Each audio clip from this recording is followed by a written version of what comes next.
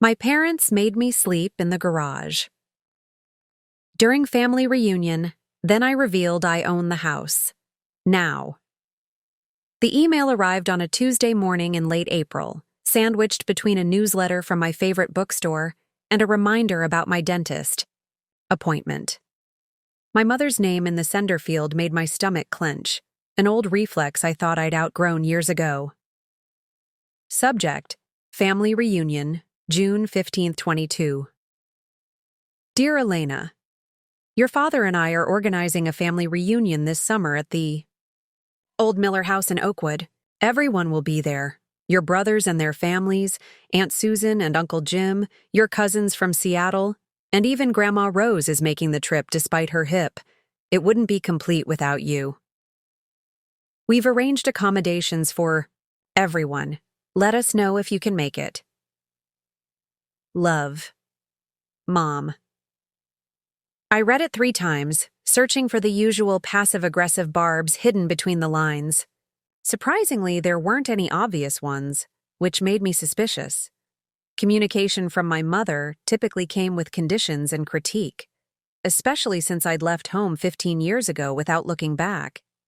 The Old Miller House she referred to was my childhood home, a sprawling Victorian in a small town outside of Portland. My great-grandfather had built it in 1902, and it had passed down through generations of Millers until my parents took ownership when I was just a baby. The house had been the backdrop for both the happiest and most painful moments of my childhood. I hadn't set foot in it since the day I left for college, vowing never to return. Yet here I was, contemplating doing exactly that. My phone buzzed. It was Maya, my assistant, reminding me about the investor meeting in 10 minutes.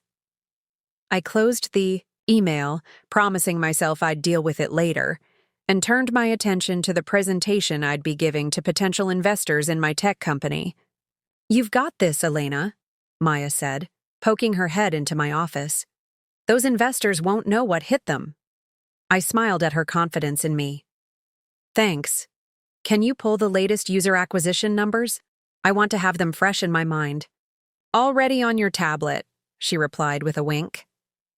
2 hours later, the meeting successfully concluded with handshakes and promises of term sheets to come. I found myself back at my desk, staring at my mother's email again. The timing was terrible.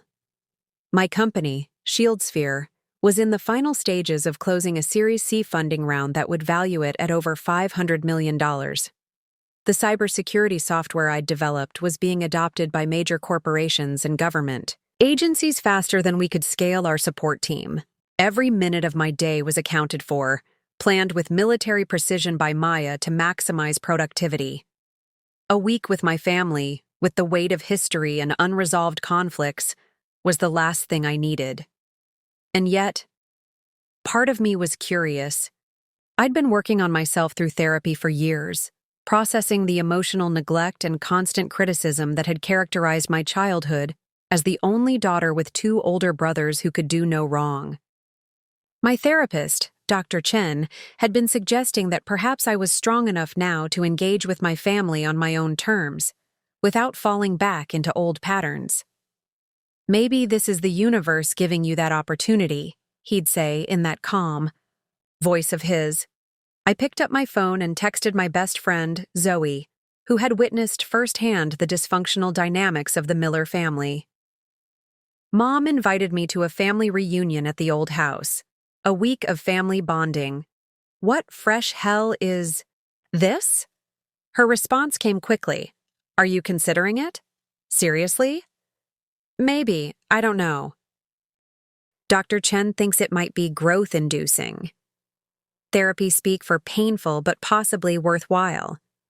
When was the last time you saw any of them? I thought about it. Christmas 3 years ago, that disaster in Aspen when Dad called my company a little hobby, and Mom asked if I was ever going to settle down with a nice man and have a real life. "Oh, right, the ski trip from hell, and you want to sign up for a week of that?" She had a point, but something else was tugging at me, something I hadn't told anyone, not even Zoe. 6 months ago, I'd done something impulsive. The old Miller house had come on the market after my parents decided to downsize to a condo in Florida. They hadn't informed me directly. I'd heard through my brother Michael, who mentioned it casually during one of our rare phone calls.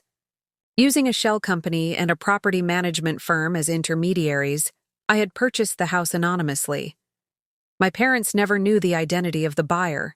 As far as they were concerned, it had been bought by a vacation rental company that was allowing them to use it for a family gathering before it underwent renovations. But the truth was, I owned my childhood home. The place that held so many painful memories was now mine. I'd bought it partly out of a strange sentimentality I couldn't quite explain, partly as a business investment, and partly for a reason I wasn't ready to examine too closely. I hadn't visited the property yet, letting the management company handle everything. I told myself I would go when the time was right, when I felt ready to confront all that the house represented. Perhaps that time had arrived, gift-wrapped in the form of a family reunion. I typed a reply to Zoe. There's something else. Something I haven't told you. OMG. What? Are you dating someone? Are you engaged? I laughed at her leap to conclusions. No, nothing like that. I kind of bought the house. There was a long pause, and I could imagine her stunned expression. You what? The Miller house. I bought it when my parents sold it. They don't know. Holy shit, Elena. Holy shit. You own your childhood home and your family doesn't know? And they're planning a reunion there? This is like the plot of a revenge movie. I frowned at the screen. Was that what this was? Revenge? The thought made me uncomfortable. I didn't want to be that person, harboring resentment and plotting elaborate schemes to make my family pay for past hurts. It's not about revenge, I typed. I'm not even sure why I bought it, but now I'm thinking maybe I should go to this reunion. Hell yes, you should go. And at the perfect dramatic moment, you reveal, surprise, bitches! I own this place. Please tell me you'll let me choreograph the reveal. I smiled despite myself. It's not going to be like that. I'm going to be mature and centered and not make a scene. Boring! At least promise me you'll get video when you tell them. Zoe's enthusiasm aside, I hadn't actually decided that I would tell my family about the house. Part of me thought it might be better to maintain the fiction, attend the reunion as just another family member, and slip away at the end. The secret's still mine. But another part of me, a part I wasn't entirely proud of, liked the idea of seeing their faces when they realized that their underachieving daughter, the one who had never lived up to their expectations, now owned the physical symbol of the Miller family legacy. I closed the text conversation with Zoe and composed a reply to my mother. Mom, thanks for the invitation. I can clear my schedule for the reunion. Looking forward to seeing everyone. Elena. Short, polite, non-committal about my feelings. I hit send before I could reconsider, then immediately typed a message to Dr. Chen requesting an emergency session. I was going to need all the emotional armor I could muster for this. As I turned back to my work, trying to focus on the upcoming product launch rather than the family drama I'd just signed up for, I couldn't shake the feeling that I had just set something significant in motion. Whether it led to healing, or deeper, wounds remained to be seen. The Miller house awaited my return, and this time I would be stepping through the front door not as the disappointing daughter, but as the owner. Lecture, Chapter 2, The House That Built Me. The first time I realized I was a disappointment to my parents, I was 7 years old. It was career day at school, and we were all supposed to bring a parent who would talk about their job. My father, Richard Miller, was the CEO of a regional bank chain, something he never let anyone forget. My mother, Diana, had put her career as an attorney on hold to raise 3 children, a sacrifice she frequently referenced when explaining why we owed her unquestioning obedience. I had asked my dad to come to my class because I thought banking sounded more interesting than being a mom, a view my mother didn't appreciate. He had agreed readily enough, marking it in his leather-bound planner with the same Mont Blanc pen he used to sign important documents. But on the morning of career day, as I sat in my classroom watching other parents arrive one by one, my father was nowhere to be seen.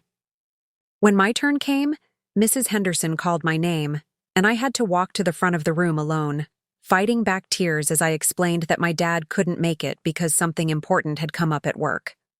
It wasn't until that evening that I learned the something important was a golf game with potential clients. When I confronted him, lip trembling and voice unsteady, he had looked genuinely confused by my distress. "It was business, Elena," he'd said, ruffling my hair as if that explained everything. "You'll understand when you're older. The bank has to come first sometimes." My mother, overhearing this, had added, "Don't be so sensitive, Elena. Your father works very hard to give us this beautiful home and all the advantages you take for granted. A missed school event isn't the end of the world." "But he promised," I'd protested. "Well," she'd replied with a tight smile, "sometimes grown-ups have to break promises for very good reasons. Now go wash up for dinner. Your brothers are already at the table." The message was clear. The bank came first. My brothers, Michael and David, both athletic and academically gifted, came second. I, with my awkward social skills and preference for computers over sports, barely registered on the priority list. The Miller house itself seemed to reflect this hierarchy. A 5-bedroom Victorian with a wraparound porch and turret, it had been lovingly maintained and updated by each generation. My brothers had the 2 largest bedrooms on the second floor, with bay windows overlooking the garden. My room was the smallest, tucked at the end of the hallway, with a view of the neighbor's driveway. The house was a showpiece, featured twice in the local historical society's home tour. My mother kept it immaculate, hiring a cleaning service to come weekly and admonishing us children not to touch the antique furniture or run on the 100-year-old hardwood floors. It was a house designed to impress visitors rather than comfort its inhabitants. Despite this, or perhaps because of it, I loved certain parts of the house fiercely. The window seat in the library where I could curl up with books for hours, hidden behind heavy velvet curtains. The creaky 3rd step on the back staircase that I learned to skip to move silently through the house. The attic, with its dormer windows and mysterious trunks filled with family heirlooms. Most of all, I loved the garden shed that my great-grandfather had built at the same time as the house.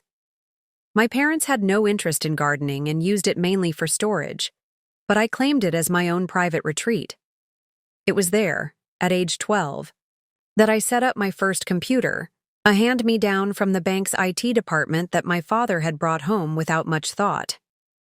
That computer changed everything for me. While my brothers were winning trophies in baseball and debate tournaments, I was teaching myself to code, staying up late into the night in my garden shed sanctuary, illuminated by a single desk lamp, the glow of the monitor reflecting on my glasses. By 14, I had built my first program, a simple inventory system that I convinced the owner of the local bookstore to use. By 16, I was freelancing as a web developer, earning enough money to upgrade my equipment without having to ask my parents. They remained largely oblivious to my growing skills.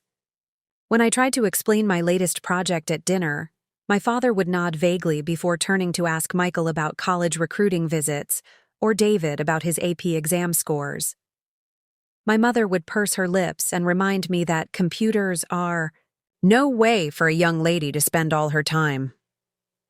The garden shed became my true home within the Miller property, the only place where I felt fully myself, unconstrained by expectations I couldn't meet and comparisons I couldn't win.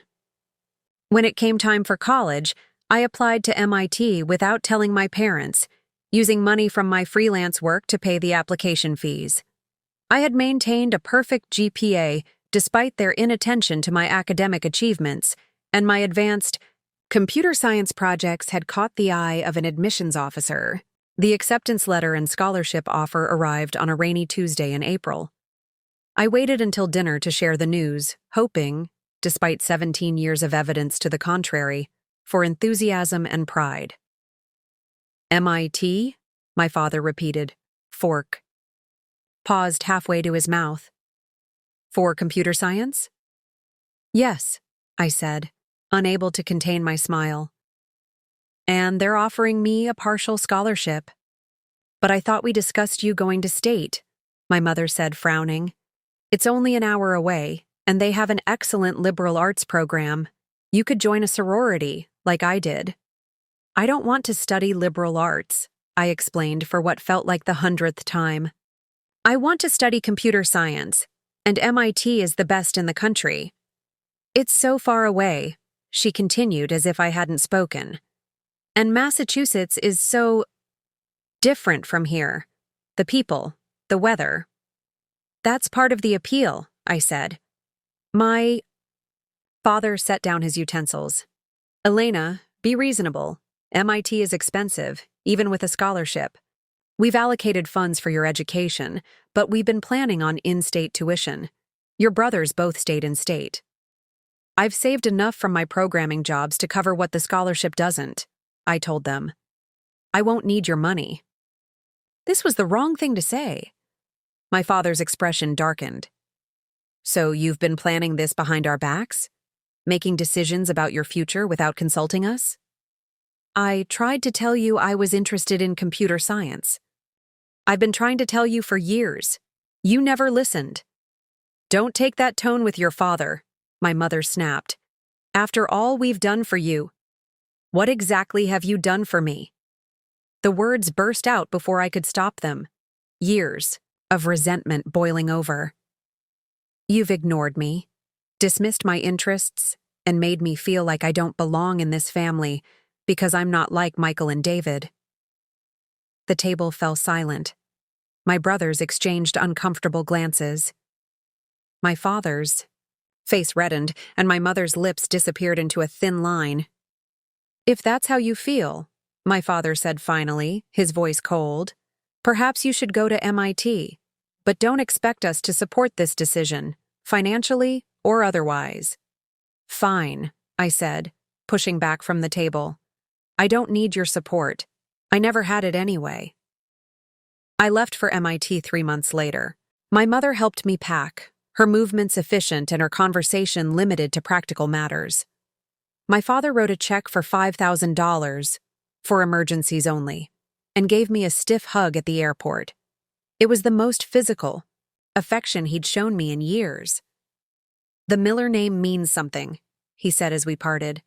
Remember that, whatever you do. What he didn't understand was that I was already planning to make the name mean something different, something of my own creation, rather than an inheritance I hadn't earned. I didn't return to the Miller house for Thanksgiving that first year, claiming too much coursework. In reality, I had found a community at MIT that accepted me for who I was, fellow students who found my coding skills impressive rather than nerdy, professors who encouraged my ideas instead of dismissing them. For the first time, I felt valued, for the very qualities my family had overlooked. Christmas was unavoidable, however. I spent 5 tense days in the Miller house, retreating to the garden shed whenever possible, before flying back to Cambridge with relief. The pattern continued throughout my college years.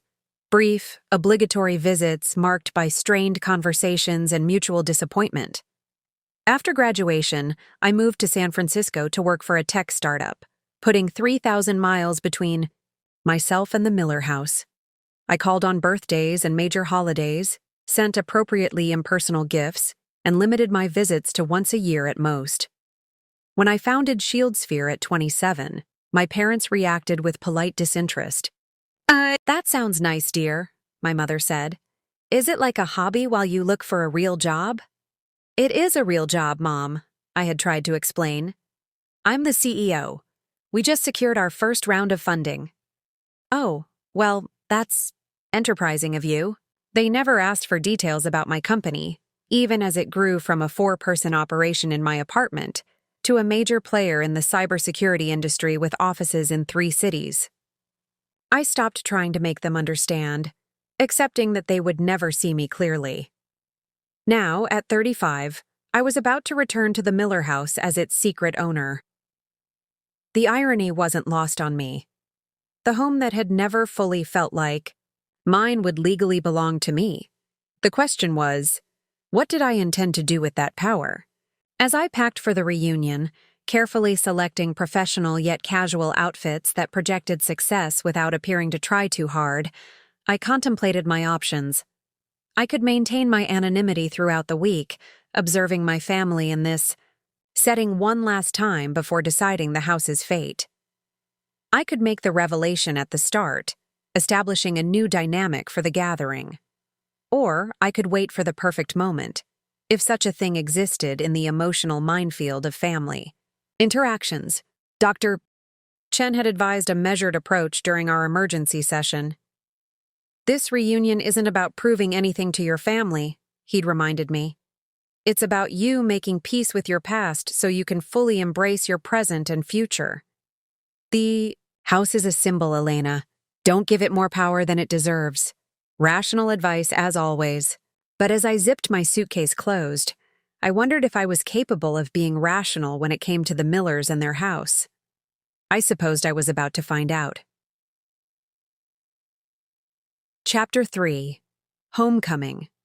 The drive from Portland International Airport to Oakwood took just under an hour, carrying me from the urban landscape into increasingly rural scenery. As the highway narrowed to a 2-lane road, familiar landmarks began to appear. The orchard where we'd gone apple picking every fall, the diner where my father would sometimes take us for Sunday breakfast, the stone bridge over Carter Creek that marked the boundary of the town. My rental car's GPS announced that I would reach my destination in 5 minutes, an unnecessary reminder that heightened my anxiety. My palms were sweaty on the steering wheel as I turned onto Maple Street, the wide, tree-lined avenue where generations of Millers had lived. The Miller house stood at the end of the street, set back from the road on a slight hill. As it came into view, I felt an involuntary tightening in my chest. It looked exactly as I remembered. White clapboard with dark green shutters, wrap-around porch with ornate spindles, the distinctive turret on the right side. The front garden was immaculate, as always, with precisely trimmed hedges and carefully tended flower beds. What I hadn't expected was the banner hanging between 2 columns of the porch. Welcome Miller Family, in large red letters against a white background. Someone, my mother, undoubtedly, had gone all in on the reunion theme. I parked behind a row of other vehicles in the circular driveway and sat for a moment, gathering my courage. From the number of cars, it seemed I wasn't the first to arrive, which meant walking into a house already filled with family members I hadn't seen in years. You own this place, I whispered to myself. You literally own the ground they're standing on. The reminder didn't provide as much confidence as I'd hoped. I was reaching for my suitcase in the trunk when I heard a familiar voice. Elena, you made it. My brother David jogged down the porch steps toward me, arms outstretched. At 38, he looked remarkably like our father, tall and broad-shouldered with the same strong jaw and confident bearing.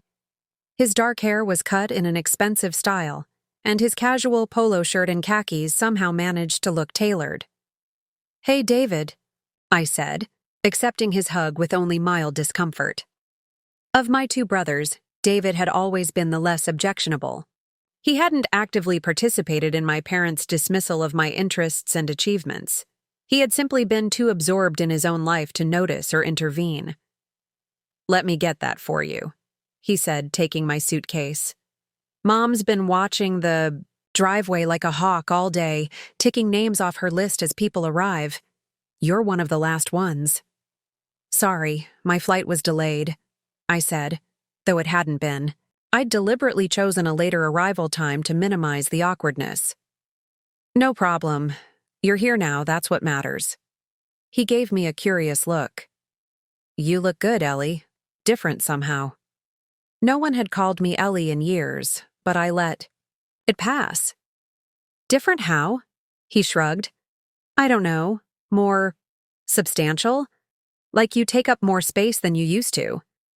It was an odd observation, but not entirely inaccurate.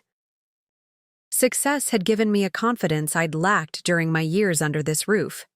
I no longer made myself small to avoid attention or criticism. "Thanks, I think," I said as we walked toward the house. "It's definitely a compliment," he assured me. "Hey, fair warning. Mom has a whole schedule planned for this week. Activities, group meals, the works. She's in full cruise director mode." "Of course she is," I murmured. My mother had always used rigid planning as a form of control.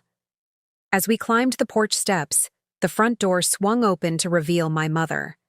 At 65, Diana Miller remained, a striking woman, her silver hair cut in a sleek bob, her posture impeccable. She wore tailored white pants and a navy blouse with a clipboard, an actual clipboard, in her hands.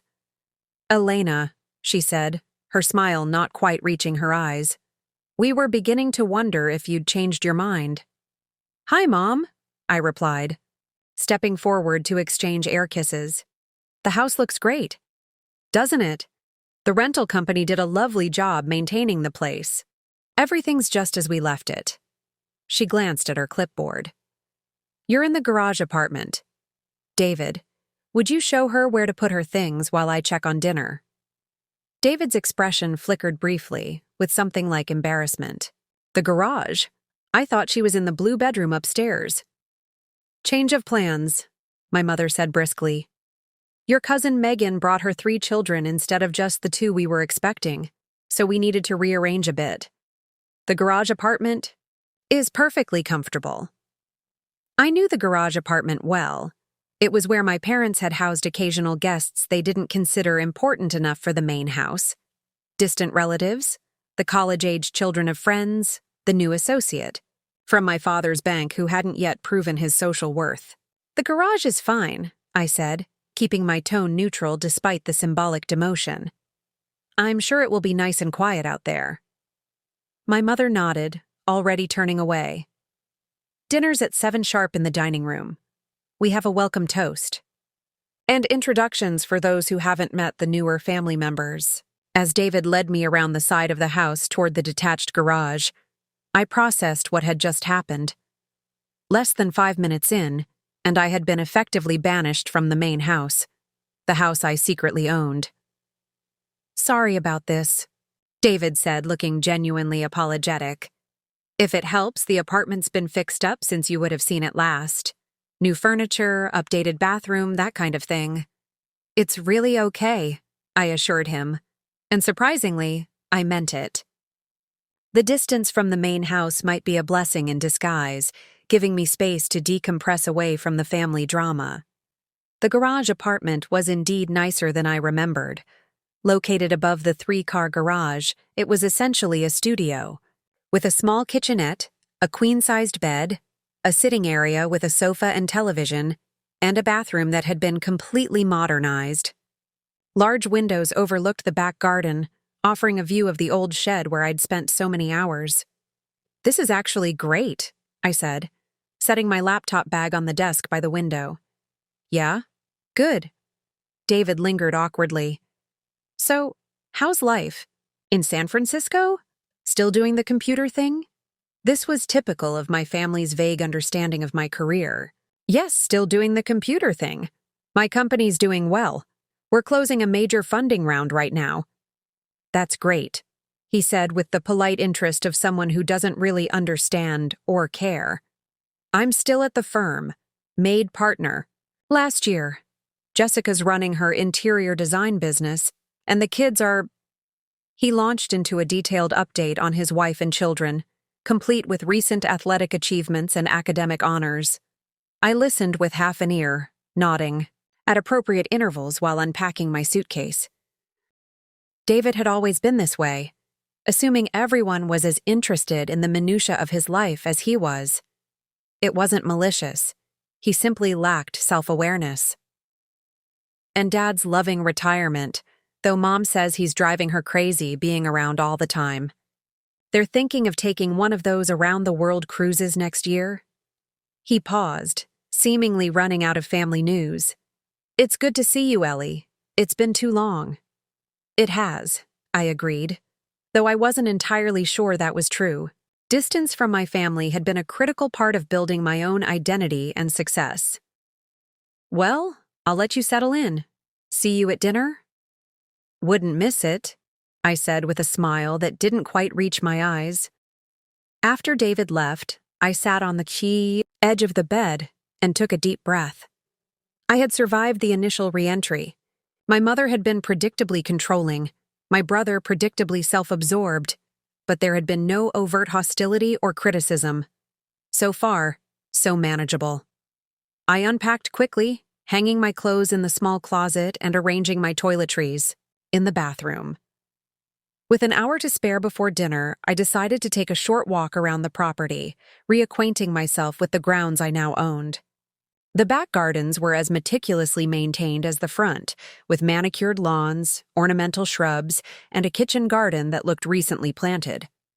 The property extended for nearly 2 acres, bordered at the back by a small wooded area that had been my childhood playground.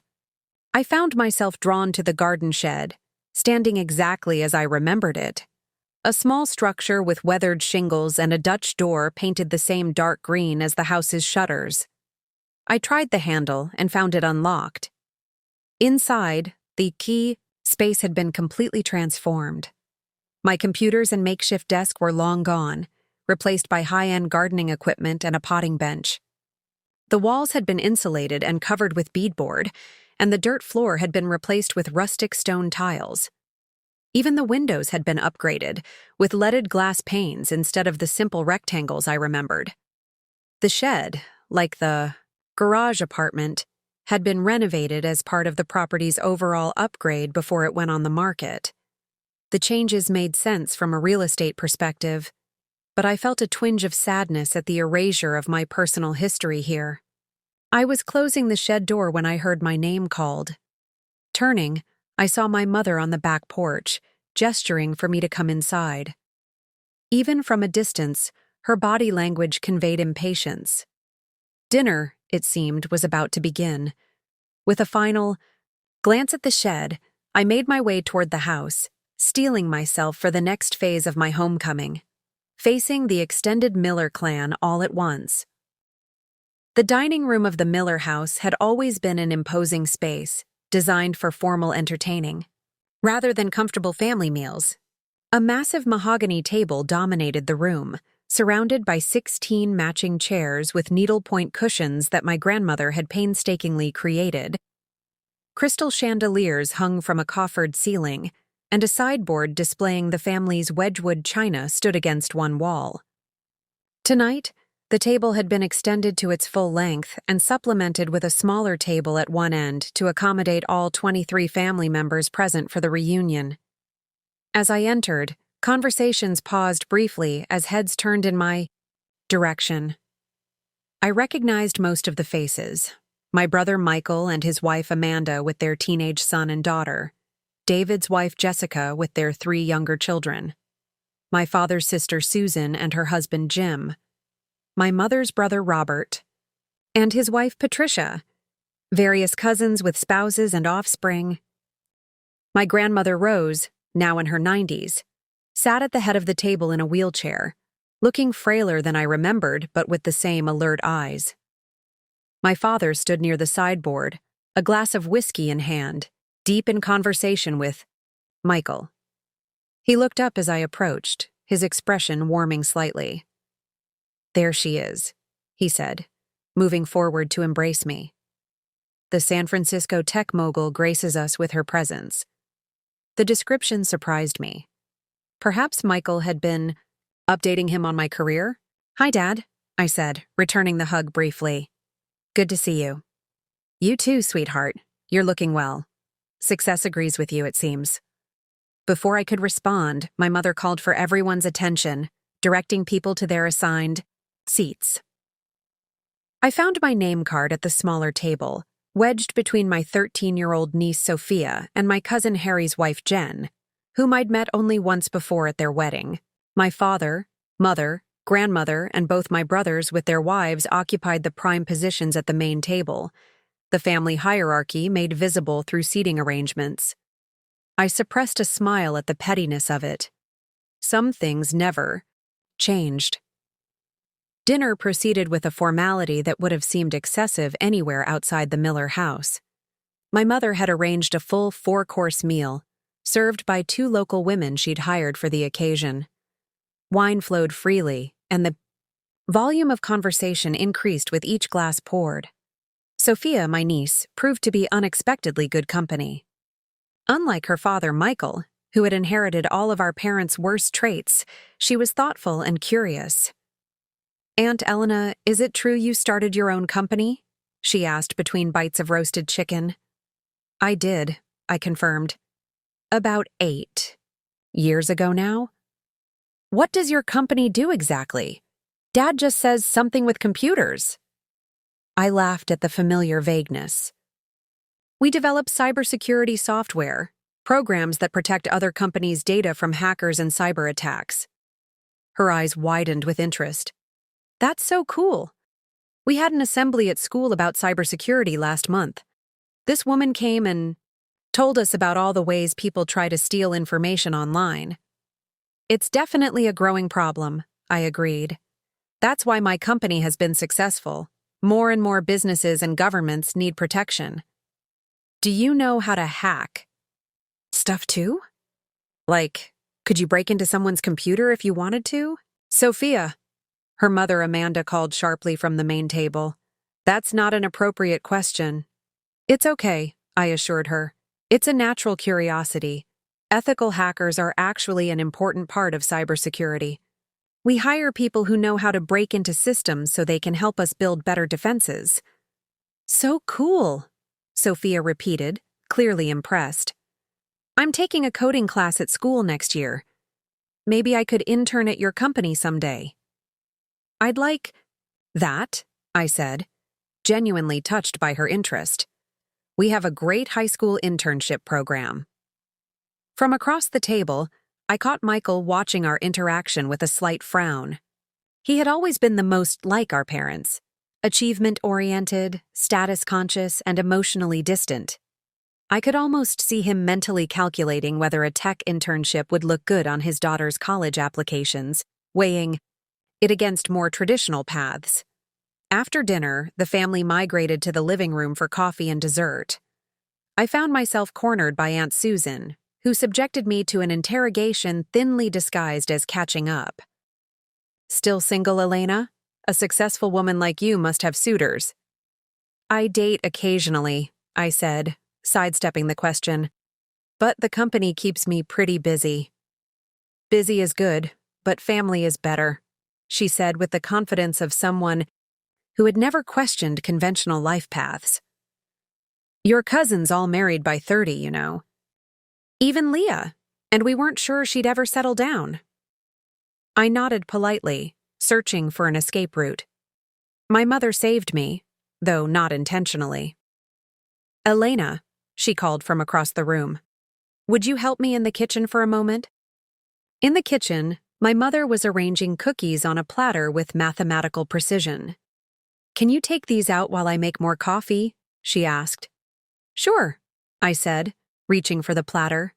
"Wait," she stopped me. "I want to ask you something first." I braced myself. "Have you spoken with your grandmother yet? She specifically asked if you were coming." This surprised me. My grandmother Rose had always been kind to me, but we had never been particularly close. She had lived in Seattle for most of my childhood, visiting only for major holidays and special occasions. No, not yet. I was planning to talk to her after dessert when things quiet down a bit. My mother nodded. "Good. She's not as sharp as she used to be, but she has her lucid moments. She mentioned wanting to speak with you privately." "Did she say what about?" "No, and I didn't press. You know how she gets when she feels interrogated." My mother's lips thinned slightly. "Just be patient with her. She's been talking about the past a lot lately.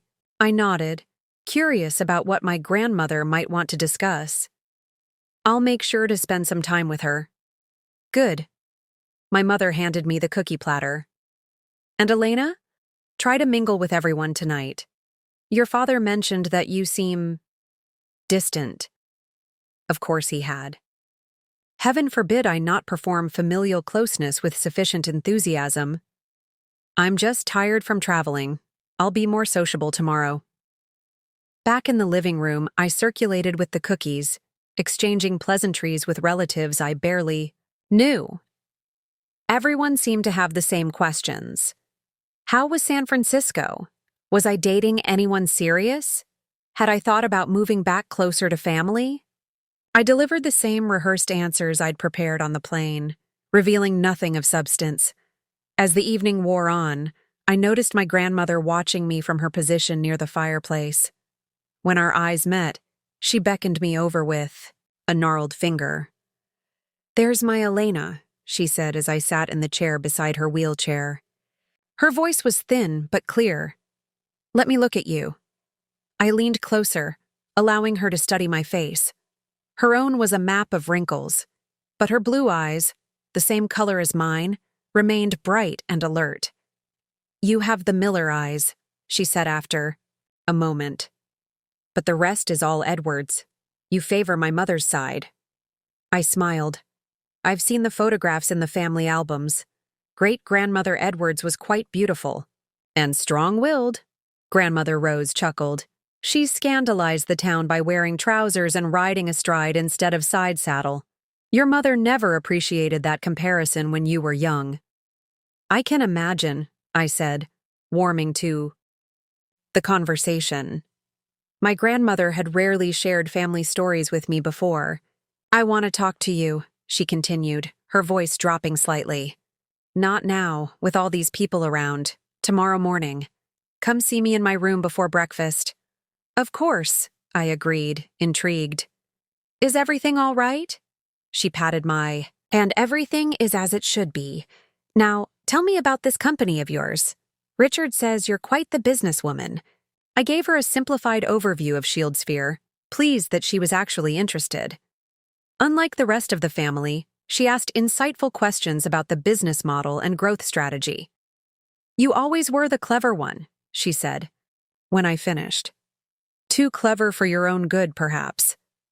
They never knew what to do with you." Before I could ask what she meant, my father approached, effectively ending our conversation. "Mother, it's getting late. Patricia is ready to help you to bed." My grandmother sighed. "Always managing everyone's schedule, Richard. Some things never change." She squeezed my hand. "Remember, tomorrow morning." As Cousin Patricia wheeled my grandmother toward the stairs, where a stair lift had been installed for her use, my father turned to me. "What did she want?" "Just to catch up," I said vaguely.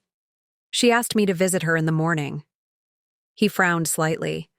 "She's been confused lately, mixing up past and present. Don't be alarmed if she says something odd." "I won't," I assured him. By 10 o'clock, I was more than ready to escape to the garage apartment. The constant performance of family harmony had drained me completely. I made my excuses, citing jet lag, and said my good nights. As I crossed the dark yard toward the garage, the weight of the day settled on my shoulders. It had gone better than I'd feared, no outright conflicts or cutting remarks. But the undercurrents of old dynamics remained. The house itself seemed to amplify them, every room layered with memories and unspoken expectations. In the apartment, I changed into pajamas and FaceTimed Zoe, who answered immediately as if she'd been waiting by her phone. "Well," she demanded. "How was it? Did you tell them? Are they groveling for forgiveness yet?" I laughed despite my exhaustion. "No dramatic revelations yet. I've been relegated to the garage apartment while the important family members sleep in the main house." "The garage? Are you kidding me?" Her outrage was comforting. That's actually perfect for your big reveal." "Oh, you put me in the garage?" That's interesting because I own the whole damn property. It's not that bad, I admitted. The apartment's been completely renovated. It's actually quite nice, and I have privacy out here. Still, Zoe insisted, the symbolism is killing me. So what's the plan? When do you drop the bomb? I don't know yet. I'm having a private conversation with my grandmother tomorrow morning. She specifically asked to speak with me. Intriguing. Maybe she knows something. That's impossible. The purchase was completely anonymous. Zoe looked thoughtful. Old people have weird sixth senses about these things. Anyway, how are you holding up emotionally? I considered the question. Better than expected. I think all the therapy has helped. I can see the family dynamics clearly now without getting completely sucked into them. Progress, she grinned. Just remember what we discussed. You don't need their approval anymore. You're Elena fucking Miller, tech CEO and secret property magnate. Property magnate? Might be stretching it, I laughed. It's one house. One historically significant, emotionally loaded house. That counts for extra. After ending the call, I lay in bed staring at the ceiling, listening to the unfamiliar creaks and groans of the garage structure. Tomorrow would bring a full day of planned family activities according to my mother's schedule. And first, a mysterious conversation with my grandmother. Whatever she wanted to discuss, I had a feeling it would set the tone for the rest of my stay in the house that used to define me, the house that was now mine. Ars Chapter 4. Grandmothers and Gardens. I woke early the next morning, the unfamiliar bed and the weight of anticipation making deep sleep impossible.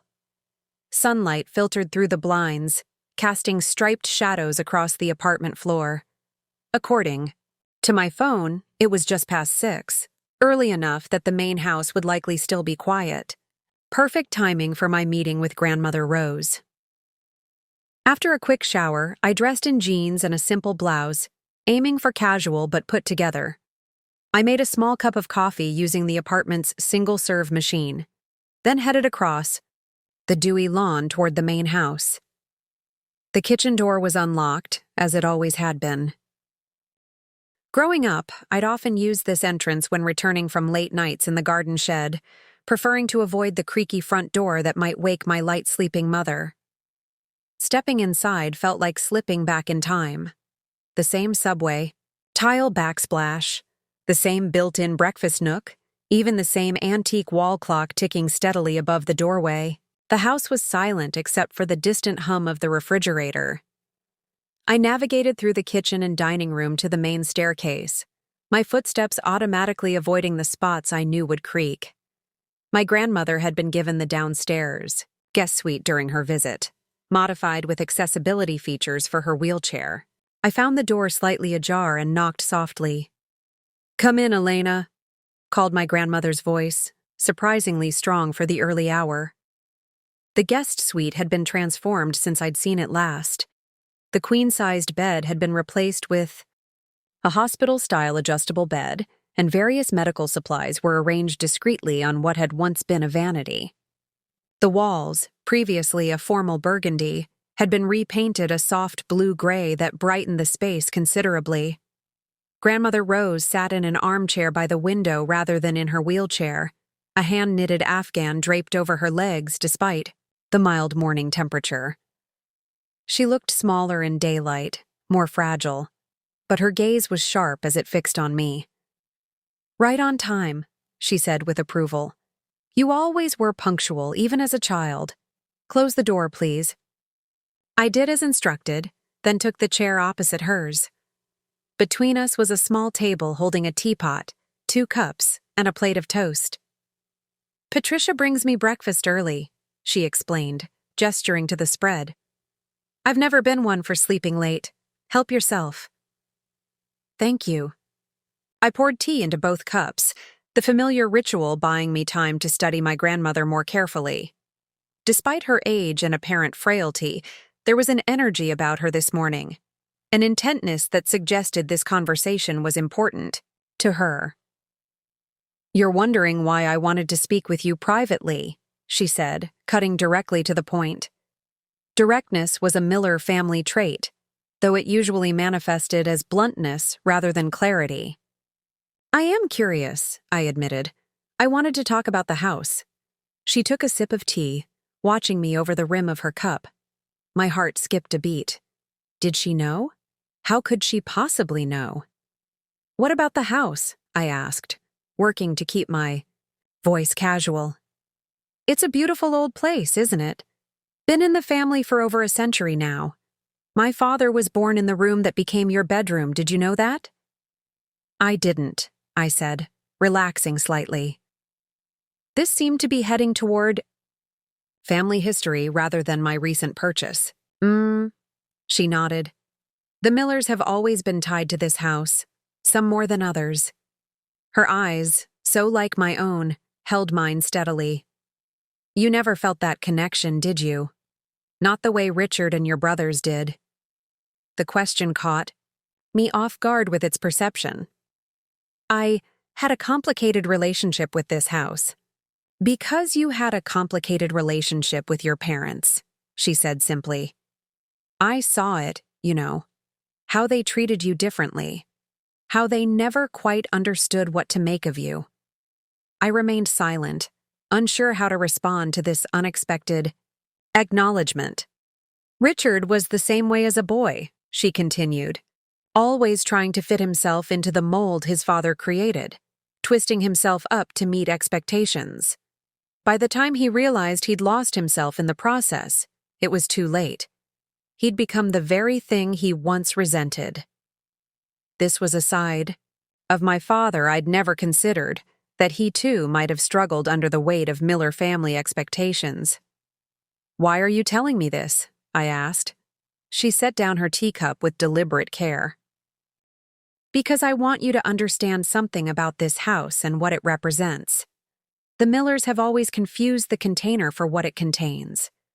They think this structure, these walls and floors and fancy fixtures, is what makes a family, what creates a legacy." She shook her head slowly. "They're wrong." "What does make a legacy, then?" I found myself genuinely curious about her perspective. "Choices," she said firmly. "The choices we make, especially the difficult ones. How we treat people, what we build that outlasts us." She reached for my hand, her papery skin cool against mine. "You made a choice to leave, to build something of your own. I respected that choice, even if your parents didn't understand it." "Thank you," I said, surprised by the validation from this unexpected source. "That means more than you know." "I'm not finished," she said with a hint of her old authority. "I have something to tell you, something I've never told anyone in the family." She paused, seeming to gather her thoughts.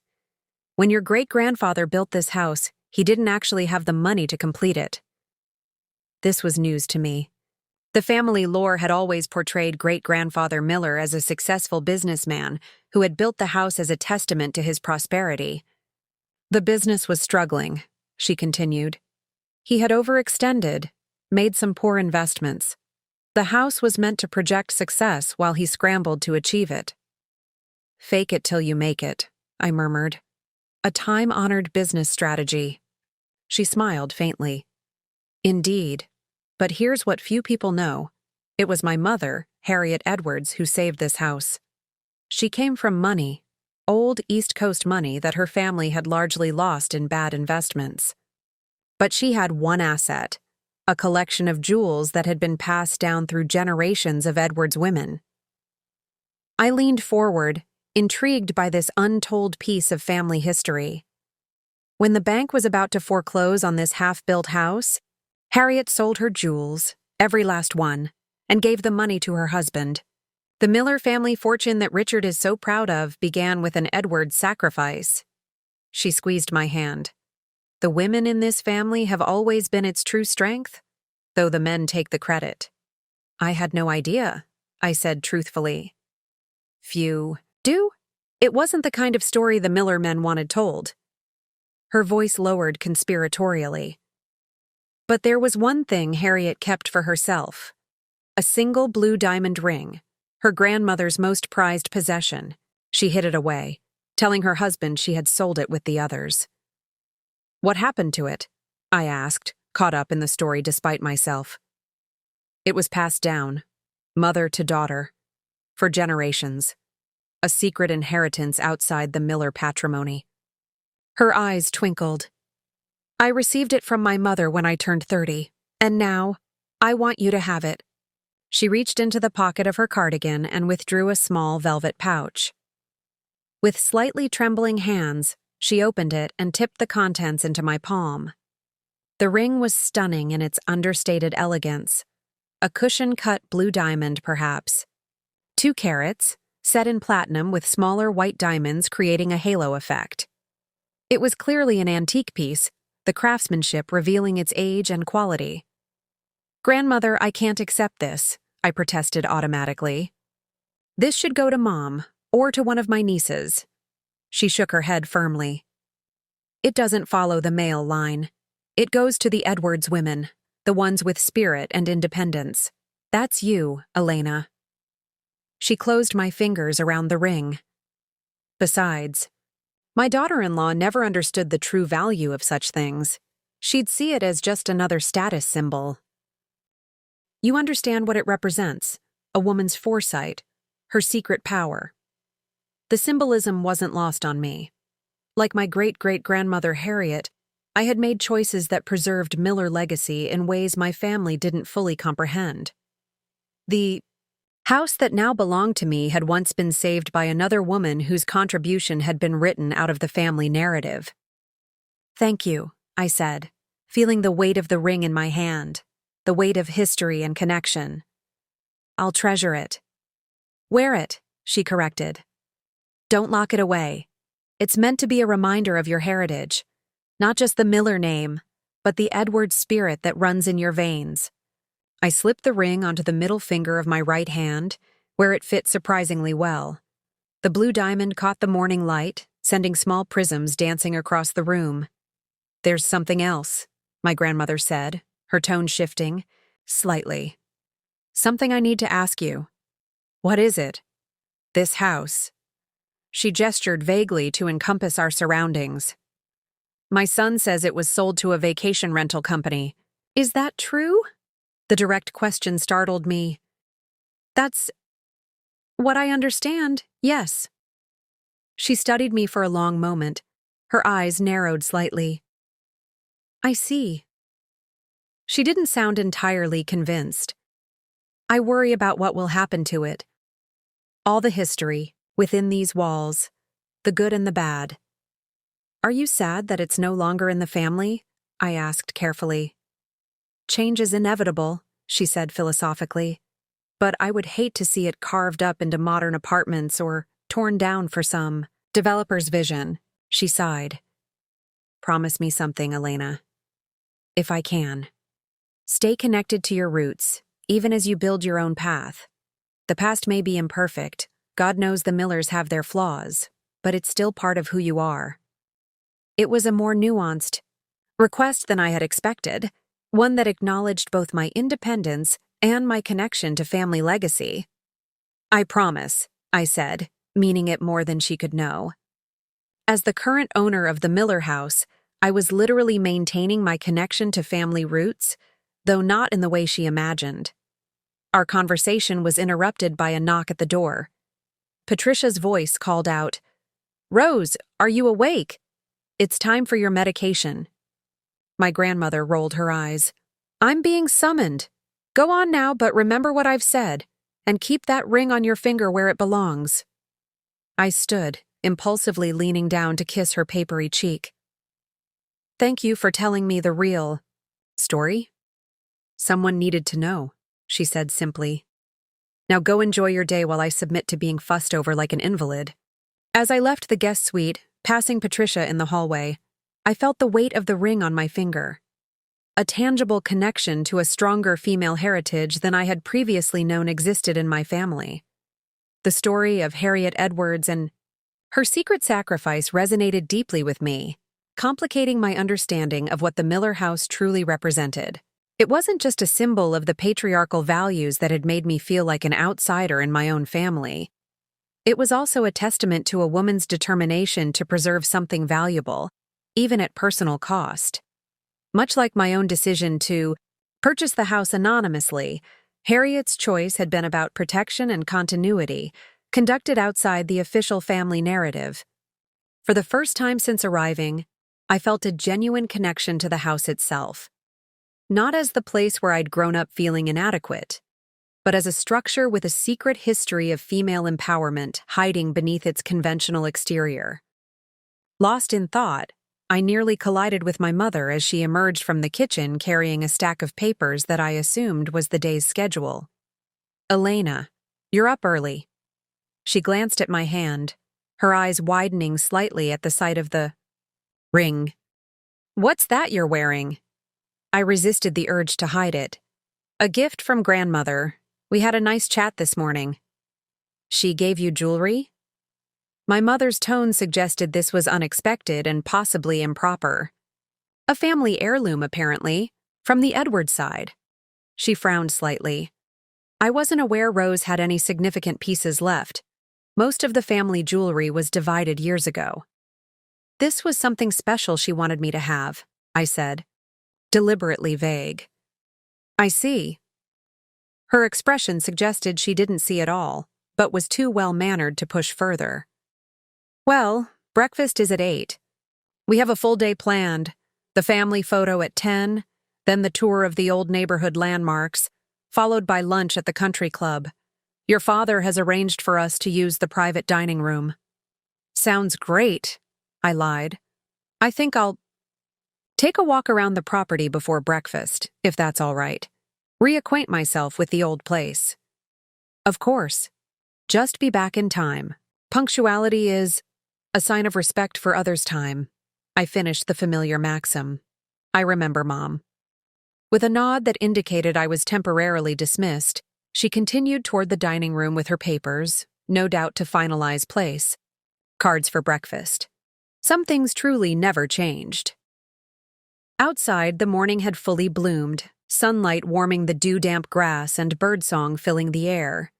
Without consciously deciding, I found myself walking toward the garden shed again, drawn to the place that had been my sanctuary in childhood. Inside, I examined the space more carefully than I had the previous day. The renovation had been thorough, but tasteful, maintaining the shed's rustic charm while upgrading its functionality. The rough wooden workbench where I had set up my first computer had been replaced with a custom-built potting station. The walls where I had pinned printouts of code were now adorned with hooks for garden tools. Yet despite these changes, the essence of the space remained. The quality of light through the windows, the smell of wood and earth, the feeling of separation from the main house, these were unchanged. I could still feel echoes of my younger self here, the determined girl who had found her passion and purpose in this small outbuilding, while the grand house behind her represented everything she couldn't be. Standing in the center of the shed, I made a decision.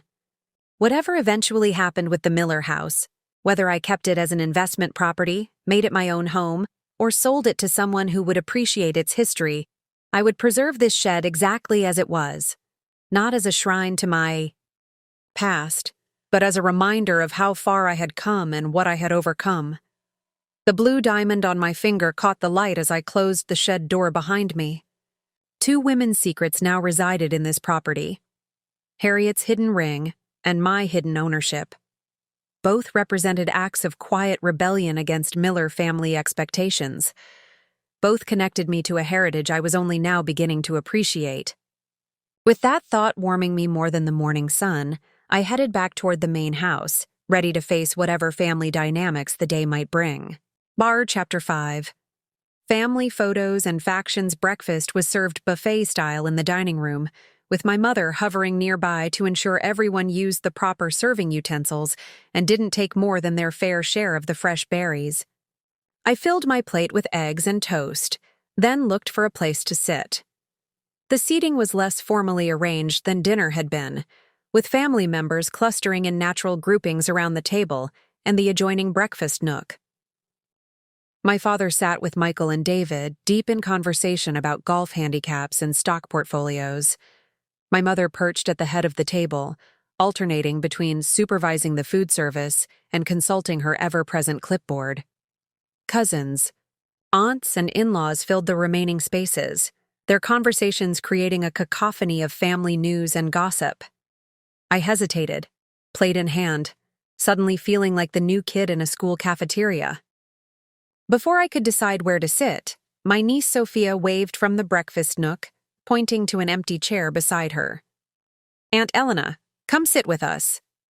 The us turned out to be Sophia and her brother Jason, along with two cousins close to their age whom I vaguely recognized as Susan's grandchildren. The teen table, apparently.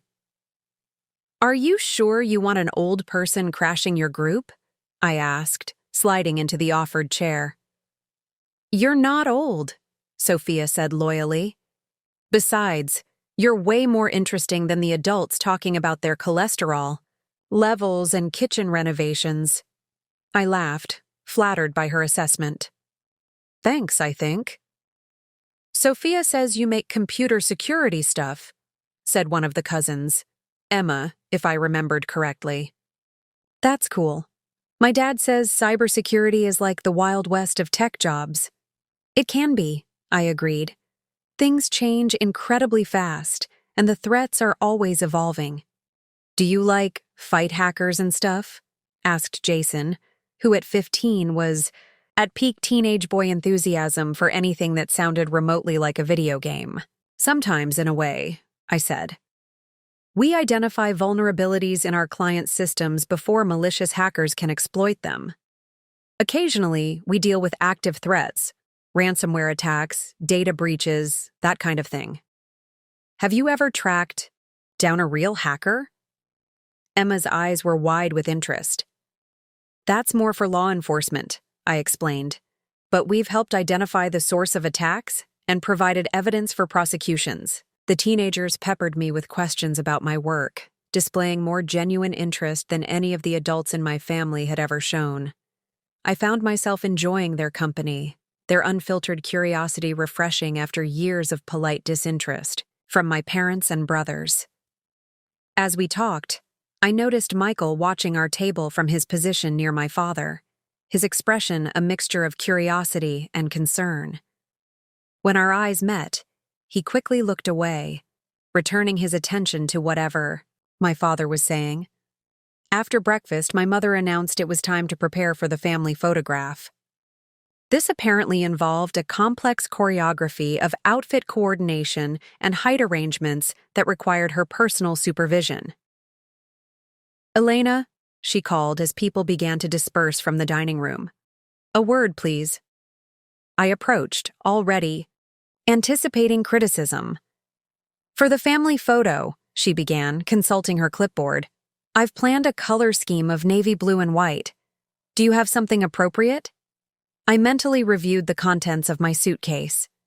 I brought a navy dress, but it's more business casual than family portrait. She frowned slightly. "What about white? A nice blouse, perhaps?" "I have a cream silk blouse that might work," I offered. "With black pants." "Black wasn't part of the palette I envisioned," she said with a sigh. "But I suppose it will have to do. Try to stand behind someone in the group arrangement.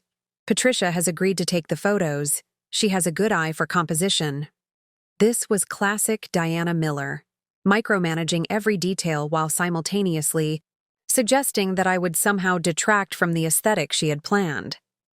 Rather than feeling hurt, I found myself amused by how predictable she was.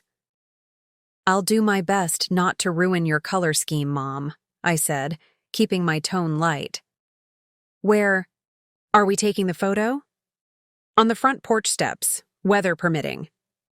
It provides a nice symmetrical backdrop with the house." She glanced at her watch. "1 hour, Elena. Please be punctual." As I walked back to the garage apartment to change, I contemplated the irony of using the house I now owned as the backdrop for a family portrait orchestrated by my mother. If she only knew who her vacation rental company really was, she'd be mortified. The thought made me smile as I changed into my cream blouse and black pants, deliberately not the navy and white combination she'd specified. Small rebellions were still my specialty. When I returned to the main house, the front yard had been transformed into a photo studio. Patricia had set up a professional-looking camera on a tripod, and my mother was arranging family members on and around the porch steps with military precision. "Taller people in the back row," she directed. Grandmother rose in her chair front and center, children seated on the steps. "Michael, David, flank your father in the second row."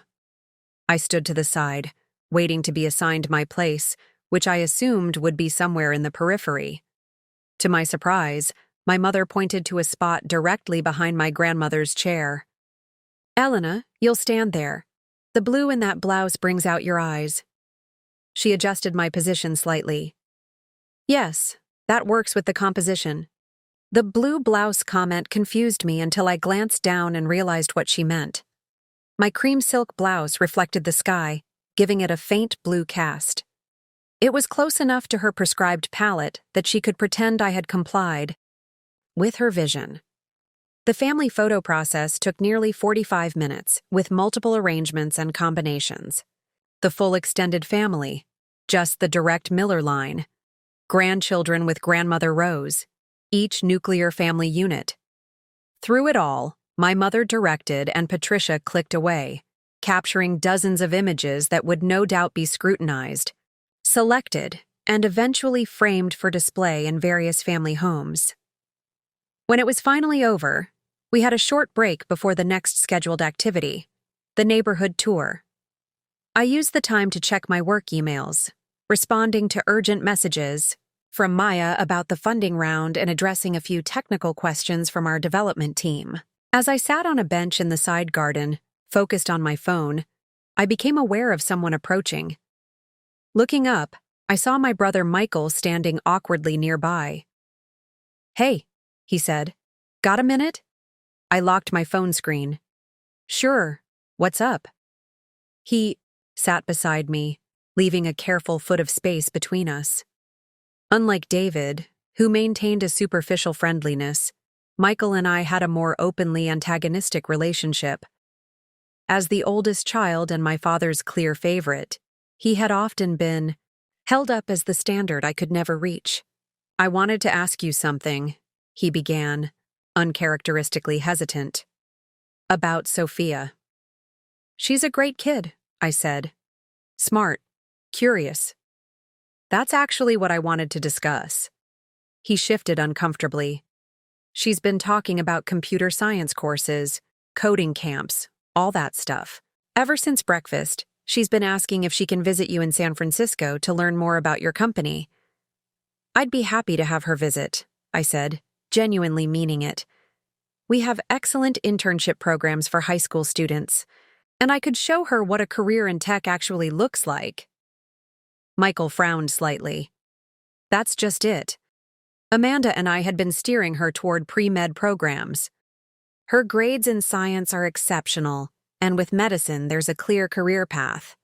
Stability." "Ah, so that was it." Michael was concerned I might lure his daughter away from the respectable profession they had chosen for her and into the unpredictable world of technology entrepreneurship. "Michael, Sophia is young," I said carefully. "She should be exploring different interests, figuring out what she's passionate about. Maybe that's medicine. Maybe it's computer science. Maybe it's something else entirely." "Easy for you to say," he replied, an edge entering his voice. "You had the luxury of following your interests because you knew the family business was there as a safety net. Some of us had to be practical from the beginning." This rewriting of history was so blatant it momentarily left me speechless. My father had made it abundantly clear that there was no place for me in the family business unless I conformed to his expectations. The safety net Michael imagined had never existed for me. "That's not how I remember it," I said finally, keeping my voice level. "Dad made it pretty clear that my choices meant I was on my own." "And yet here you are doing fine," he countered. Meanwhile, I've spent 20 years working my way up in Dad's company, taking over when he retired, preserving what he built. Some of us took responsibility for the family legacy. There it was, the resentment that had always simmered beneath our interactions. Michael had done everything right, followed the prescribed path, and somehow still seemed to begrudge whatever success I had found on my own terms. "I'm not trying to turn Sophia against your plans for her," I said, steering the conversation back to its original purpose. "But if she's interested in technology, that's coming from her, not me. She's her own person." "She's 15, he said flatly. "She doesn't know what's best for her future." "Did you, at 15? He didn't answer directly. "Just don't fill her head with unrealistic ideas about startups in Silicon Valley. The tech bubble will burst eventually, and then what?" The condescension was so familiar it almost made me laugh. My brother, who had never taken a risk in his life, presuming to lecture me about the sustainability of the industry I'd helped shape for over a decade. "I'll make you a deal," I said. "I won't discourage Sophia from considering medicine if you don't discourage her from exploring computer science. Let her make her own informed choice when the time comes." He considered this, then nodded reluctantly. "Fair enough. But no internship offers until she's at least finished junior year. I want her focused on her current coursework." "Agreed." I extended my hand and we shook on it, a rare moment of adult negotiation in our typically regressive sibling dynamic. As Michael walked away, I reflected on the conversation. His concern for Sophia's future was genuine, if somewhat rigid. But his comments about family legacy and responsibility revealed a perspective I hadn't fully appreciated before. He saw himself as the dutiful son, carrying the burden of the Miller name, while I had escaped to create my own path. What would he think if he knew I now owned the physical embodiment of that legacy? The thought was both amusing and slightly unsettling. The neighborhood tour proceeded exactly as one would expect from an event planned by Diana Miller. Meticulously, organized, educational to a fault, and utterly exhausting. We moved as a group from landmark to landmark, the old schoolhouse where generations of Millers had been educated, the town square where great-grandfather Miller had once given a speech, during the war bond drive, the site of the original Miller mercantile store that had started the family fortune. At each stop, my father or mother would deliver prepared remarks about the historical significance and the Miller family connection. The younger children fidgeted, the teenagers checked their phones when they thought no one was looking, and the adults nodded with polite interest. I found myself observing my family as if from a distance, noting the dynamics that had always been present, but that I could now see with greater clarity. My father held court like a benevolent king, accepting deference as his due. My mother managed logistics with tight-lipped efficiency, her clipboard a shield against actual spontaneity. My brothers orbited our father, still competing for his approval in subtle ways. And the rest of the extended family sorted themselves into clear factions, those who aligned with the core Miller values of tradition, achievement, and appearance, and those who maintained a slight distance, participating, but not fully subscribing to the family mythology. I was trying to decide which faction my grandmother belonged to when she rolled up beside me in her wheelchair, Patricia hovering a few steps behind. "Exhausting, isn't it?" Grandmother Rose said quietly as my father expounded on the architectural significance of the old town hall. All this pomp about ancestors who were really just ordinary people trying to get by. I smiled at her irreverence. "Don't let Dad hear you say that. He's built his whole identity around being a Miller."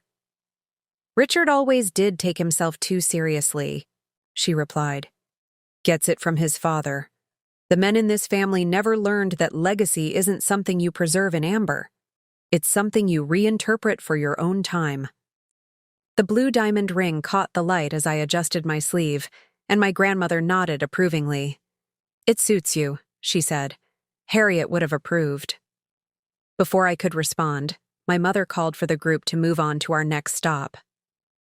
Grandmother Rose patted my hand and allowed Patricia to wheel her after the others, leaving me with the impression that our brief exchange had been deliberate, another piece of family history shared outside the official narrative. Lunch at the country club was predictably stuffy, with my father making a point of greeting various prominent members by name, establishing his continued importance in the community despite having moved to Florida. Lunch at the country club was predictably stuffy, with my father making a point of greeting various prominent members by name, establishing his continued importance in the community despite having moved to Florida years ago. I tried not to roll my eyes at the display, occupying myself instead with the menu while conversation flowed around me. "The lobster bisque is exceptional today," my mother informed the table, making the selection sound like a critical diplomatic decision. "Chef Marcel uses a heritage recipe." Patricia immediately agreed it was the only sensible choice, while my brother David opted for a Caesar salad, earning a subtle but unmistakable look of disapproval from my father. Even lunch orders were subject to judgment in the Whitfield family.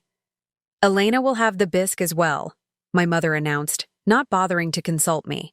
"Actually," I interjected, closing my menu deliberately, "I'll have the club sandwich." A small rebellion, but one that made Grandmother Rose's eyes twinkle with amusement. "A sandwich at Oakmont?" My mother's voice held a note of genuine confusion, as if I'd requested roadkill. "But, sounds perfect," Grandmother Rose interrupted. "I'll have the same. With extra bacon, please." The waiter, expertly hiding any reaction to this family drama, nodded and retreated with our orders. My father immediately launched into a detailed account of his latest golf tournament victory, a subject guaranteed to prevent further menu discussion. As he described a particularly challenging putt on the 17th hole, I found my thoughts drifting back to Grandmother Rose's cryptic comments at the museum. What exactly had she meant about the family history being sanitized? And why had she seemed so intent on making sure I knew? "Don't you agree, Elena?" My father's voice cut through my thoughts.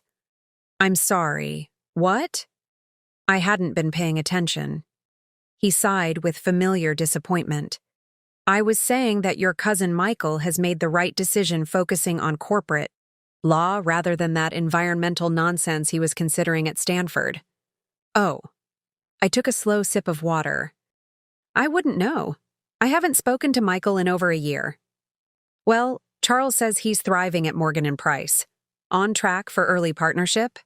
My father delivered this information as if it settled the matter entirely. "That's great," I replied neutrally. "As long as he's happy."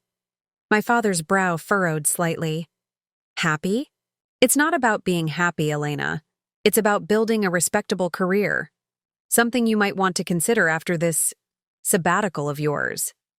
And there it was, the inevitable reference to my decision to leave my promising position at a prestigious architectural firm to pursue independent projects that actually meant something to me. In my family's vocabulary, sabbatical was the most generous interpretation. Breakdown was what they actually believed. Before I could respond, my mother called for a toast. "To family," she declared, raising her water glass, "and to celebrating the Whitfield legacy this weekend." Everyone raised their glasses dutifully. As we did, I caught Grandmother Rose watching me intently, her expression suggesting there was much more to this legacy than what would be celebrated in the official festivities. The food arrived, temporarily shifting focus to the meal. I bit into my sandwich, privately acknowledging it wasn't particularly special, but enjoying it all the more for being my own choice. Small victories. "Elena," David ventured during a lull in conversation, "tell us about your latest project. Something about sustainable housing?" I was surprised by his interest. My family typically avoided acknowledging my current work, preferring to reminisce about my promising early career. "It's a community-based development in Detroit," I explained, careful not to sound too enthusiastic and trigger my father's disapproval. repurposing abandoned industrial spaces into affordable, energy-independent housing and shared workspaces. Fascinating, David said, and seemed to genuinely mean it. What's the funding model? A combination of federal grants, private investment, and community land trusts. The residents gradually build equity through sweat equity contributions. I stopped, noticing my father's pained expression. Sounds like charity work, he commented, dismissively. After your education and the connections we provided.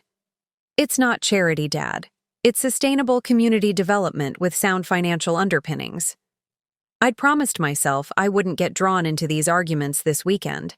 But here we were, not even through the first meal. Robert, Grandmother Rose cut in, her voice holding surprising authority despite her frailty.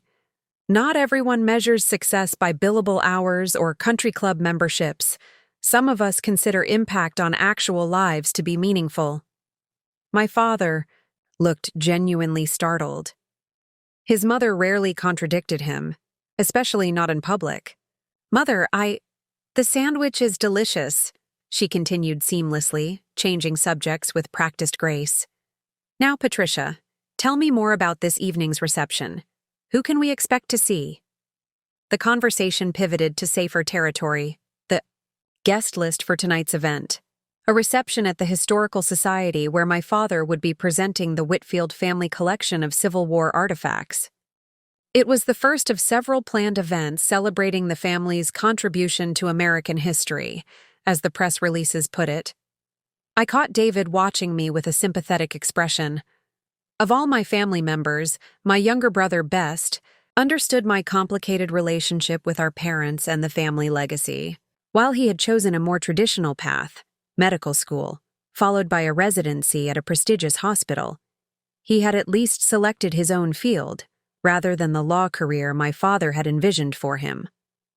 I'd love to hear more about your Detroit project later, he murmured, as the others debated the merits of various local dignitaries. Thanks, I replied quietly. I'd like that. After lunch, we were scheduled for a tour of the family's historic home, now maintained as a museum property by the Historical Society. As we prepared to leave, Grandmother Rose motioned for me to assist her. The chair is fine for longer distances, she said, waving away Patricia's help. But I prefer to walk with support for just this bit. I offered my arm, which she took with a grip surprisingly strong for someone so physically diminished. Your project sounds worthwhile, she said as we made our way slowly toward the exit, letting the others move ahead. Don't let your father's remarks discourage you. Thank you, I replied, genuinely touched by her support. It means a lot to hear that. She paused, looking up at me with eyes that remained sharp and perceptive. The Whitfield legacy is more complex than what you'll hear this weekend. Remember that. What do you mean, exactly? I asked, seizing the opportunity to probe further. Her expression grew distant. Every family has its secrets, Elena. Ours more than most. She glanced ahead to where my father was holding court with the club manager. Robert prefers a sanitized version of history. Always has. What kind of secrets? I pressed gently. She patted my hand. In time, dear. This weekend is important. Observe everything carefully. And come see me tomorrow morning. Early before the others are awake. Say around 7? I keep country hours despite Patricia's attempts to make me sleep in. I'll be there, I promised, curiosity thoroughly piqued. Good. She straightened, slightly. Now, help me to the car. And remember, the official story is rarely the complete one. With that cryptic remark, she allowed me to guide her outside, leaving me with more questions than answers and a growing sense that this weekend, a family celebration might reveal far more than my father had intended.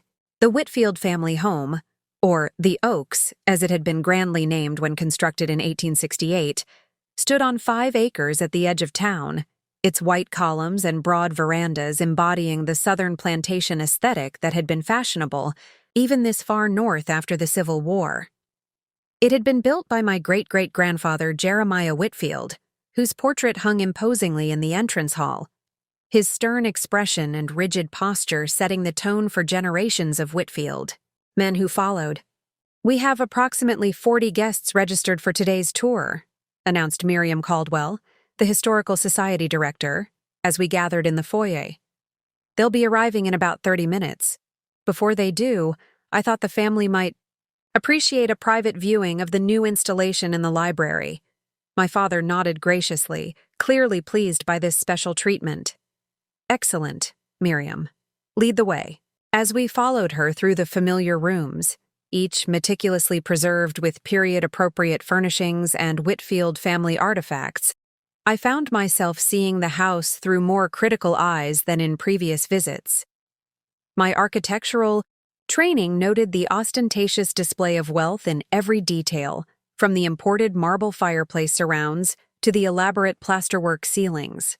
More disturbingly, I recognized how the entire design emphasized the power dynamics of the era, with clear delineations between spaces meant for the family, for their guests, and for the servants who maintained this monument to prosperity. "The Fee Library has been completely reimagined," Miriam explained as we approached the double doors. "We've focused on Jeremiah Whitfield's business enterprises and civic contributions." My father beamed with anticipation. The library had always been his favorite room during family gatherings here, before the property was donated to the Historical Society when I was in college. He'd spent hours recounting stories of Jeremiah's rise from modest beginnings to becoming one of the region's most successful industrialists. The library was indeed transformed.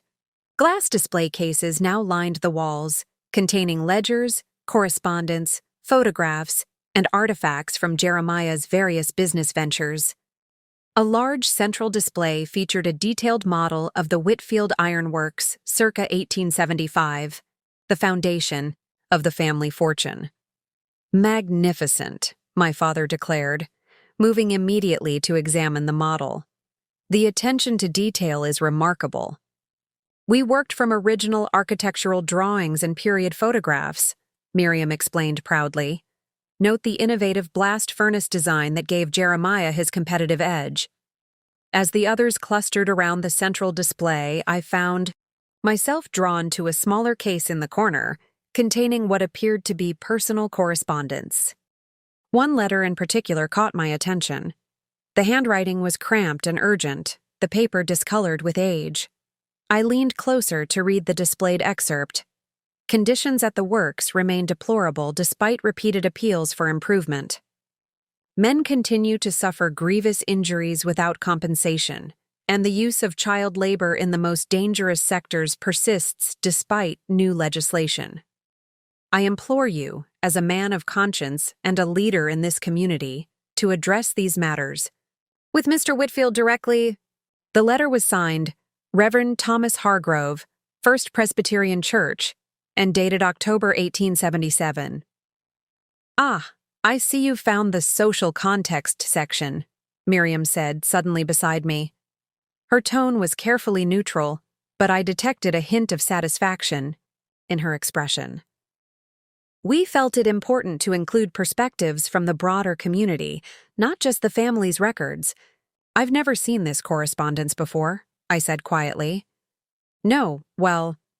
She glanced toward my father, who was still admiring the ironworks model. "Some of these materials were only recently discovered during the renovation of the church archives. The Historical Society Board felt they provided important context for understanding the era." I nodded, continuing to scan the other documents in the case. Another letter, this one from a Dr. Williams to the town council, detailed alarming rates of lung disease and injuries among Whitfield Ironworks employees. A newspaper clipping reported on a strike violently suppressed by private security forces, hired by local industrialists. Though Jeremiah wasn't named directly, the timing and context made the connection obvious. "Does my father know about this display?" I asked softly. Miriam's smile tightened slightly. "The complete exhibition plan was approved by the board. Your father saw the overall concept, but not every specific document included. Which meant no, he hadn't seen these particular items. I glanced back at him, still engrossed in conversation with David about the ironworks model, oblivious to this less flattering portrayal of our revered ancestor. The historical record is complex, Miriam added, almost apologetically. Our mission is to present a complete picture, including perspectives that may have been overlooked in traditional family narratives. Before I could respond, my mother called out, "Elena, come see this beautiful photograph of great-grandmother Augusta's garden party. The original landscaping was inspired by Versailles, you know." With a last glance at the troubling documents, I dutifully joined my mother at another display. The contrast was jarring, from evidence of industrial exploitation to images of extravagant leisure, funded by the very same enterprise. As we continued the tour, I found myself newly alert to these contrasts, noting how the official narrative emphasized philanthropy, civic leadership, and cultural refinement, while minimizing the more problematic aspects of how the Whitfield fortune was amassed. It was exactly the kind of sanitized history Grandmother Rose had referenced. By the time the public visitors began arriving, I had a growing sense of disquiet about this entire weekend of celebration.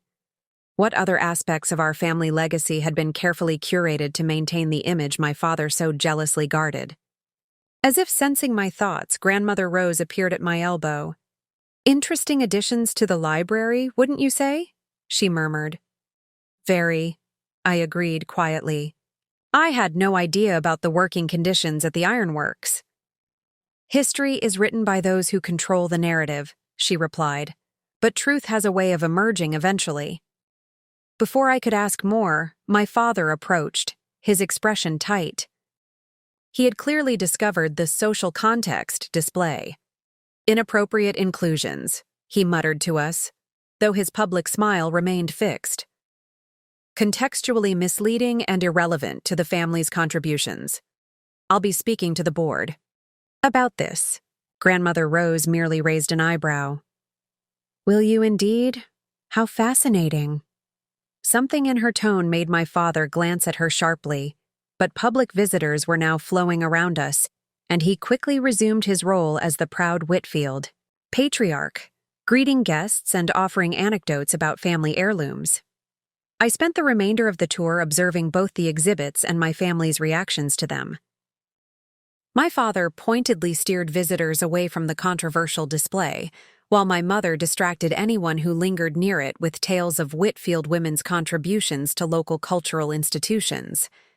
David, I noticed, spent considerable time examining the problematic documents, his expression thoughtful. Patricia remained glued to Grandmother Rose, whose occasional wry comments suggested she found the whole performance rather amusing. As the tour concluded and we prepared to return to the hotel to rest before this evening's reception, Grandmother Rose again maneuvered to speak with me privately. "Don't forget," she murmured. "Tomorrow morning, 7 o'clock. There are things you should know." I nodded, increasingly certain that whatever revelations awaited me would forever change my understanding of the Whitfield legacy and perhaps explain the growing sense of disconnect I'd always felt from my family's celebrated history. The Historical Society reception that evening was held in the grand ballroom of the Thornfield Hotel, a venue selected for its historical significance. President McKinley had once stayed there, and its capacity to impress. Crystal chandeliers cast a flattering glow over displays of Whitfield family Civil War artifacts, carefully arranged to highlight the family's patriotic contributions while minimizing any potentially uncomfortable questions about which side they had supported. I'd changed into the cocktail dress my mother had deemed appropriate, navy blue, conservatively cut, and far more formal than anything I'd worn in the past year of working on community-based projects. The stiff fabric felt like armor, or perhaps a costume for the role I was expected to play. The dutiful Whitfield daughter, temporarily recalled from her regrettable bohemian phase to fulfill family obligations. "Elena, darling," My mother materialized at my elbow as I entered, steering me immediately toward a cluster of elderly patrons. You remember Mrs. Hathaway and Dr. Pierce from the Historical Society Board. The next hour passed in a blur of introductions and small talk, each conversation following a predictable pattern. Polite inquiries about my current work, met with barely concealed disappointment when I described it, nostalgic reminiscences about my grandparents, and inevitably, subtle hints about when I might settle down in both career and personal life. I was nodding through Mr. Ellington's detailed account of playing golf with my grandfather when David appeared with a glass of wine. "Sorry to interrupt," he said smoothly, "but I need to borrow my sister for a family photo." Mr. Ellington waved us away graciously, and I accepted the wine with gratitude. "There's no photo, is there?" I asked once we were out of earshot. David grinned. "No, but you looked like you needed rescuing. Ellington cornered me earlier with the same story. Apparently, our grandfather had quite the putting technique." I laughed, feeling some of the tension ease from my shoulders. "Thanks for the intervention. How are you holding up?" "About as well as expected." He glanced around the room where my father was holding court near the main display case. "Did you notice how the Civil War collection has been curated?" "You mean the conspicuous absence of anything suggesting the Whitfields supported the Confederacy, despite the fact that great-great-grandfather Jeremiah supplied iron to Confederate foundries?" David raised an eyebrow. "I'm impressed. I thought I was the only one who'd read those less publicized historical accounts." "I did a paper on regional industrial support for military efforts during the Civil War in college," I explained.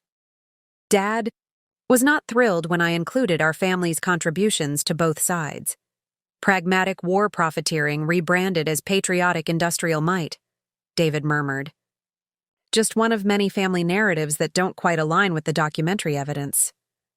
"You've been doing your own research," I observed. He shrugged slightly. "Medical training teaches you to look beyond presenting symptoms to underlying causes.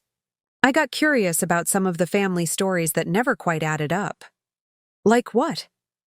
Before he could answer, our father's voice rose above the general conversation. "If I could have everyone's attention, please."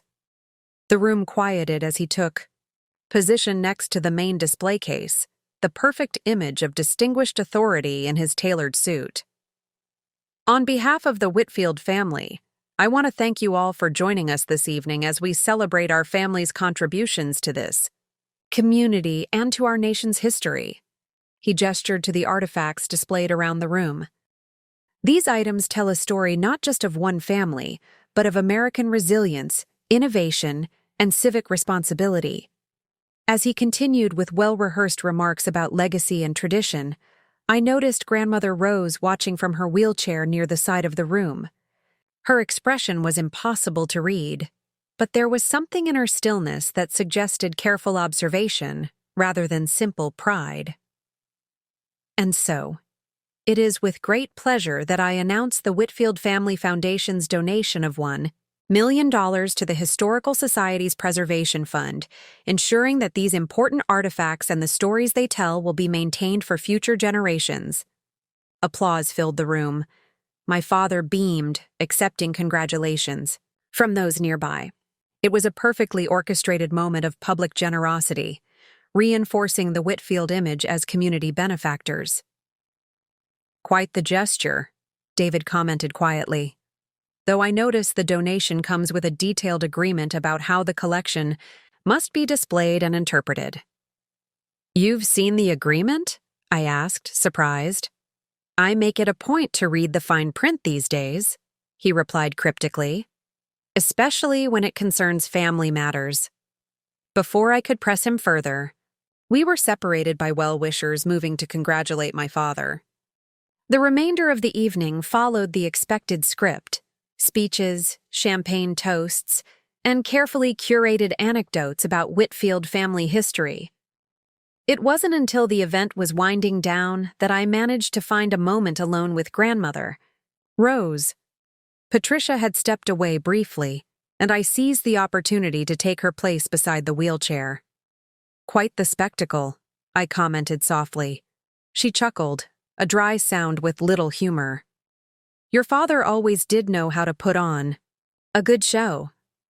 "The donation was generous," I offered, watching her reaction. "Money has always been the Whitfield solution to uncomfortable truths," she replied, her voice low but clear. "Your great-grandfather donated the land for the public library after the mill workers attempted to unionize. Your grandfather established a scholarship fund following certain indiscretions that might have damaged the family name." I stared at her, startled by this frank assessment. "Are you saying the donation tonight was to distract from something?" Her thin lips curved in a smile that didn't reach her eyes. "I'm saying there's a pattern worth recognizing. Now, remember our appointment tomorrow? 7 o'clock? My room. There are documents you should see." "What kind of documents?" "The kind your father doesn't know I kept," she replied enigmatically. "The kind that fill in some of those convenient gaps in the family narrative."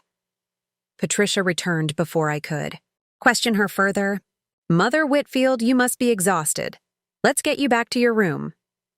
Grandmother Rose allowed herself to be wheeled away, casting me one last meaningful glance over her shoulder. I remained where I was, processing her words and the implications behind them. "Deep thoughts?" David appeared at my side, 2 glasses of whiskey in hand. He offered one to me. I accepted it gratefully. "Grandmother Rose has invited me to a private meeting tomorrow morning. Apparently, there are family documents I should see." David nodded, unsurprised. "I wondered if she might reach out to you. She's been dropping hints about setting the record straight for months now." "You know what this is about?" He sipped his whiskey thoughtfully. "Not specifically, but I've gathered enough to suspect there are aspects of the Whitfield history that don't align with the celebratory version we're commemorating this weekend, like the ironworks labor conditions or the Civil War profiteering." "Those and others," he confirmed. "Though I think what grandmother wants to share goes deeper than just business ethics." "What do you mean?" He hesitated, then spoke carefully. "Have you ever wondered about the gaps in our family tree? The relatives who are mentioned only in passing, if at all?" I had, actually. There were conspicuous branches of the Whitfield family that seemed to disappear from the narrative, explained away as moving west or dying young without further elaboration. "You think grandmother knows what happened to them?" "I think," he said deliberately, "that she has been the keeper of certain family truths that don't fit the preferred narrative. And I think, for whatever reason, she's decided it's time to pass some of that knowledge on." I considered this, watching as my father continued to accept compliments on his generosity from the remaining guests. "Why me, though? Why not you? Or even Patricia?" "Patricia is too invested in the status quo," David replied without hesitation. "And me?" He shrugged. "I've made my peace with straddling the line between family expectations and personal integrity. You're the one who's had the courage to step away and build something different. Maybe grandmother respects that." It was possibly the nicest thing my brother had ever said to me. Before I could respond, my mother appeared, looking slightly frazzled despite her impeccable appearance. "There you are. Your father is looking for you both. The photographer from the Herald wants a family portrait before everyone leaves." "Of course he does," David murmured, draining his whiskey. "Can't commemorate Whitfield philanthropy without the requisite family photo." "David," our mother chided, "this is important to your father. Please try to be supportive." We dutifully followed her to where my father was arranging the family near the main display case. Grandmother Rose was positioned centrally, Patricia hovering beside her wheelchair. My father indicated where David and I should stand. "Elena, fix your hair, please," my mother whispered urgently. "That piece is falling." I tucked the offending strand behind my ear, suppressing the urge to deliberately muss the rest of my carefully arranged coiffure. Small rebellions would only make the evening longer. "Perfect," the photographer declared. Now, Senator Whitfield, if you could stand just behind your mother, with your wife beside you. Senator. My father had served 2 terms in the state Senate nearly 15 years ago, but still insisted on using the title. Another piece of carefully maintained family mythology. Smile, everyone, the photographer instructed. This is a celebration of an important legacy. As the camera flashed, I maintained my practiced public smile, all the while wondering just how differently I might view that legacy after tomorrow morning's meeting with Grandmother Rose. I woke before dawn, my sleep, disturbed by strange dreams of hidden rooms and muffled voices. The hotel room was silent except for the soft hum of the air conditioning, the digital clock displaying 5:47 a.m. in glowing red numerals. There was no point trying to fall back asleep. My mind was already racing with questions about what Grandmother Rose might reveal. Instead, I slipped out of bed and prepared for the day, dressing in jeans and a simple blouse rather than the more formal attire my mother would undoubtedly prefer for today's activities. By 6:30, I was restlessly pacing my room. Rather than wait any longer, I decided to head to the hotel's restaurant for coffee before meeting Grandmother Rose. The corridor was quiet. Most of the other guests, including my family, still asleep. The restaurant was nearly empty, just a few business travelers hunched over laptops with their early breakfasts. I ordered coffee and found a corner table, watching as the sky gradually lightened through the large windows. At precisely 6:55, I made my way to Grandmother Rose's room, on the 2nd floor. I knocked softly, not wanting to wake her if she'd overslept. The door opened immediately, revealing Patricia in a tailored robe, her expression guarded. "Elena, you're early." "Only by a few minutes," I replied, surprised by her presence. "Grandmother, Rose asked me to meet her at 7. Patricia's lips thinned slightly. "Yes, she mentioned you'd be coming by. She's been up since 5, insisting on sorting through those old papers she brought." She lowered her voice. "I wish she wouldn't exhaust herself with these historical obsessions. At her age, it can't be good for her heart." Before I could respond, Grandmother Rose called from within the suite. "Is that Elena? Stop gatekeeping, Patricia, and let her in." Patricia sighed but stepped aside, murmuring as I passed, "Please try not to excite her with controversial topics." Her doctor was very clear about avoiding stress.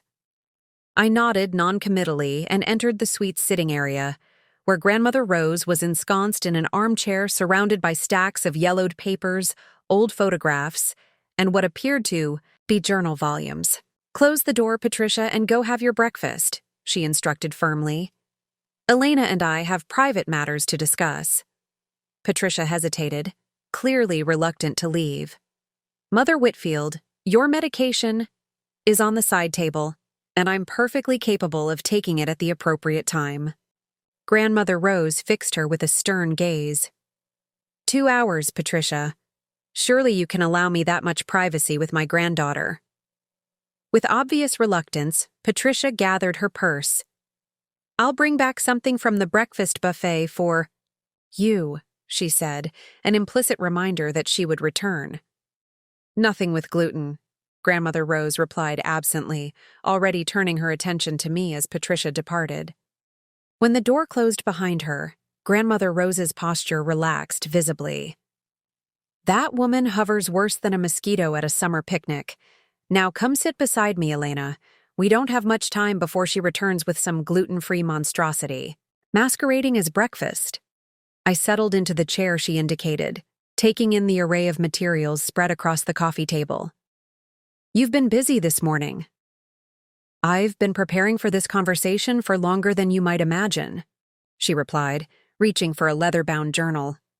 "Tell me, how much do you actually know about your great-grandfather, Theodore Whitfield?" I considered the question. He expanded the family businesses after inheriting from Jeremiah, diversified from iron production into banking and real estate, married Clara Sullivan from Boston, had 3 children, my grandfather Robert, his brother William, who died young, and a sister, Elizabeth, I think? Eleanor, she corrected. Eleanor Whitfield Baker, conveniently minimized in family histories because she married a man her father disapproved of and moved to California. I didn't know that, I admitted. There's much you don't know, she said, opening the journal. This was Theodore's private business journal from 1918 to 1924. A critical period in the family history, and one that your father has particularly sanitized in his preferred narrative. She handed me the journal, open to a page dated October 17, 1919. The handwriting was precise and slanted, the ink faded but still legible. Meeting with H concluded unsatisfactorily. His demands grow increasingly unreasonable, threatening exposure if not met. He claims documentary evidence of father's arrangements with the Southern suppliers during the conflict, which would prove most damaging if revealed. Initial payment of $5,000 made, with agreement for quarterly installments to follow. Distasteful. Business, but necessary to protect family interests and banking relationships. I looked up, startled. Is this describing blackmail? Indeed it is, Grandmother Rose confirmed. Theodore was being blackmailed by someone who had evidence that Jeremiah had not only supplied iron to Confederate foundries, which was somewhat known, but had actively collaborated with Confederate purchasing agents to divert supplies from Union manufacturers, in essence, profiteering from both sides while undermining the Union war effort. I felt a chill despite the room's warmth. That would have been considered treasonous. Precisely. And by 1919, with patriotic sentiment still high after the Great War, such revelations would have destroyed the family's standing and possibly led to government investigations of their banking interests. She picked up another document, this one appearing to be a bank ledger. The payments continued for nearly 7 years, almost $30,000 in total, a fortune at that time. Who was blackmailing him? A former employee named Hargrove, she replied. Son of the Reverend Thomas Hargrove, who had written those letters you saw in the museum about working conditions at the ironworks. I remembered the letter in the display case. So, the son was seeking some kind of justice for the labor issues, as well as the Civil War profiteering. Justice or revenge or simple financial gain, we may never know his full motivations. She handed me a newspaper clipping yellowed with age. What we do know is how it ended. The headline read, Local man found dead in river, foul play suspected. The article described the discovery of one Thomas Hargrove Jr.'s body in the river, north of town in June 1925. The death was described as suspicious, but with no clear evidence of responsible parties. Are you suggesting... I began, then stopped, the implication too disturbing to voice. I am suggesting nothing, Grandmother Rose said carefully. I am merely showing you documented facts. Thomas Hargrove Jr. threatened the Whitfield family with exposure of past misdeeds. He received regular payments from Theodore Whitfield. The payments stopped in June 1925, coinciding with Hargrove's death. Shortly thereafter, Theodore established the Whitfield Community Foundation with a remarkably generous initial endowment. I stared at her, trying to process the implications. Does my father know about this? Your father, she said deliberately, has chosen which parts of family history to acknowledge and which to bury. I showed him these materials 20 years ago when he was preparing the first family history publication. He dismissed them as unsubstantiated and potentially libelous if published. She reached for another folder, this one containing what appeared to be letters. But the Civil War profiteering and potential involvement in Hargrove's death are merely the beginning. There's also the matter of your grandfather Robert's first marriage. First marriage? I echoed in disbelief. Grandfather was only married once. To Grandmother Elizabeth. Rose smiled thinly. That's the official story. The reality is that Robert was briefly married in 1938 to a woman named Catherine Delaney, the daughter of Irish immigrants who worked at the Whitfield textile mill. The marriage lasted less than a year before it was annulled, and all records, were suppressed through Theodore's banking connections with the county officials. She handed me a faded photograph showing a young man who was unmistakably my grandfather, standing beside a pretty dark-haired woman in a simple wedding dress. They were outside a small church, looking young and genuinely happy. "What happened?" I asked, studying the image of these strangers who were also my family. "Catherine became pregnant," Rose said matter-of-factly. Theodore was furious. Not just at the marriage, which had been conducted without his knowledge, but at the prospect of Irish Catholic blood entering the Whitfield line. He forced Robert to file for an annulment, claiming Catherine had misrepresented herself or some such nonsense. "And the child?" "Born in a Catholic charity hospital in Philadelphia, where Catherine was sent during the proceedings. A boy. She handed me another document, a birth certificate for Michael Delaney, dated February 12, 1939. Your father has a half-brother he has never acknowledged or met." I felt as though the floor had tilted beneath me. Does this Michael Delaney know his connection to the Whitfields? Catherine eventually told him, yes. He made contact once in the 1960s, writing to your grandfather after Catherine's death. She passed me a letter written on simple stationery. Robert sent him money to stay away, $5,000 and a signed agreement never to publicly claim any connection to the Whitfield family. I scanned the letter, which was polite but direct in its request for acknowledgement, not money. The reply, a formal legal document with my grandfather's signature, was coldly efficient in its denial of any responsibility beyond financial settlement. I struggled to find words adequate to my feelings. This is abhorrent. It is family history, Rose said simply. The real history, not the curated version being celebrated this weekend. But how do you have all these records, if my father and grandfather went to such lengths to suppress them? I was Robert's second wife, she reminded me. After Elizabeth died, when your father was already an adult, I came to the marriage with open eyes and a skeptical mind. Robert was not always discreet with his private papers. And as his health declined, I became his de facto secretary and record keeper. She gestured to the materials spread across the table. I've spent decades collecting these fragments of truth, originally hoping that Robert might eventually acknowledge his past and make some attempt at reconciliation, at least with his son. He never did.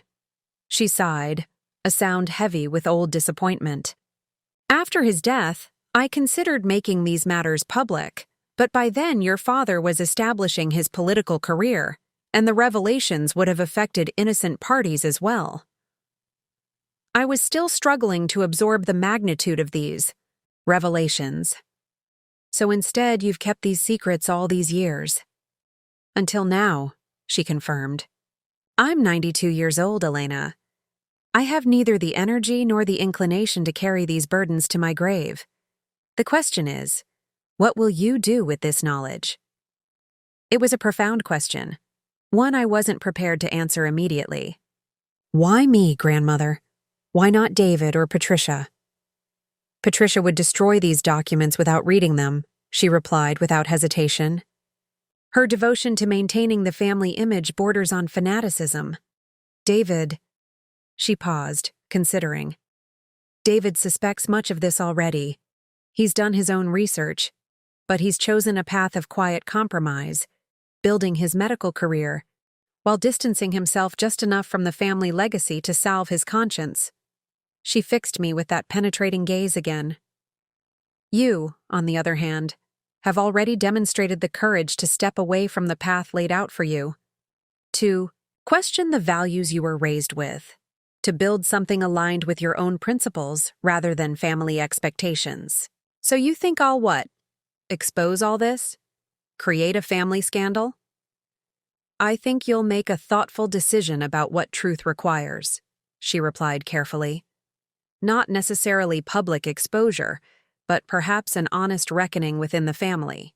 A challenge to the self-congratulatory mythology being reinforced this weekend. Before I could respond, there was a knock at the door. That will be Patricia, Grandmother Rose said, her voice suddenly louder and more cheerful. Be a dear and help me gather these old photos, Elena. I've been showing you some family history. I quickly helped her stack the most incriminating documents while she raised her voice again. Just a moment, Patricia.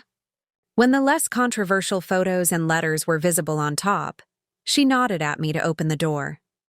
Patricia entered bearing a tray with what appeared to be yogurt, fruit, and gluten-free toast.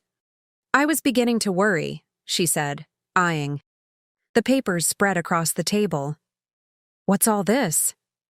Family memories, Grandmother Rose replied smoothly. I've been showing Elena some photographs of her grandfather in his younger days. Patricia set down the tray and picked up one of the carefully curated photos now visible on top. A conventional family portrait from the 1950s. Oh, this is a nice one.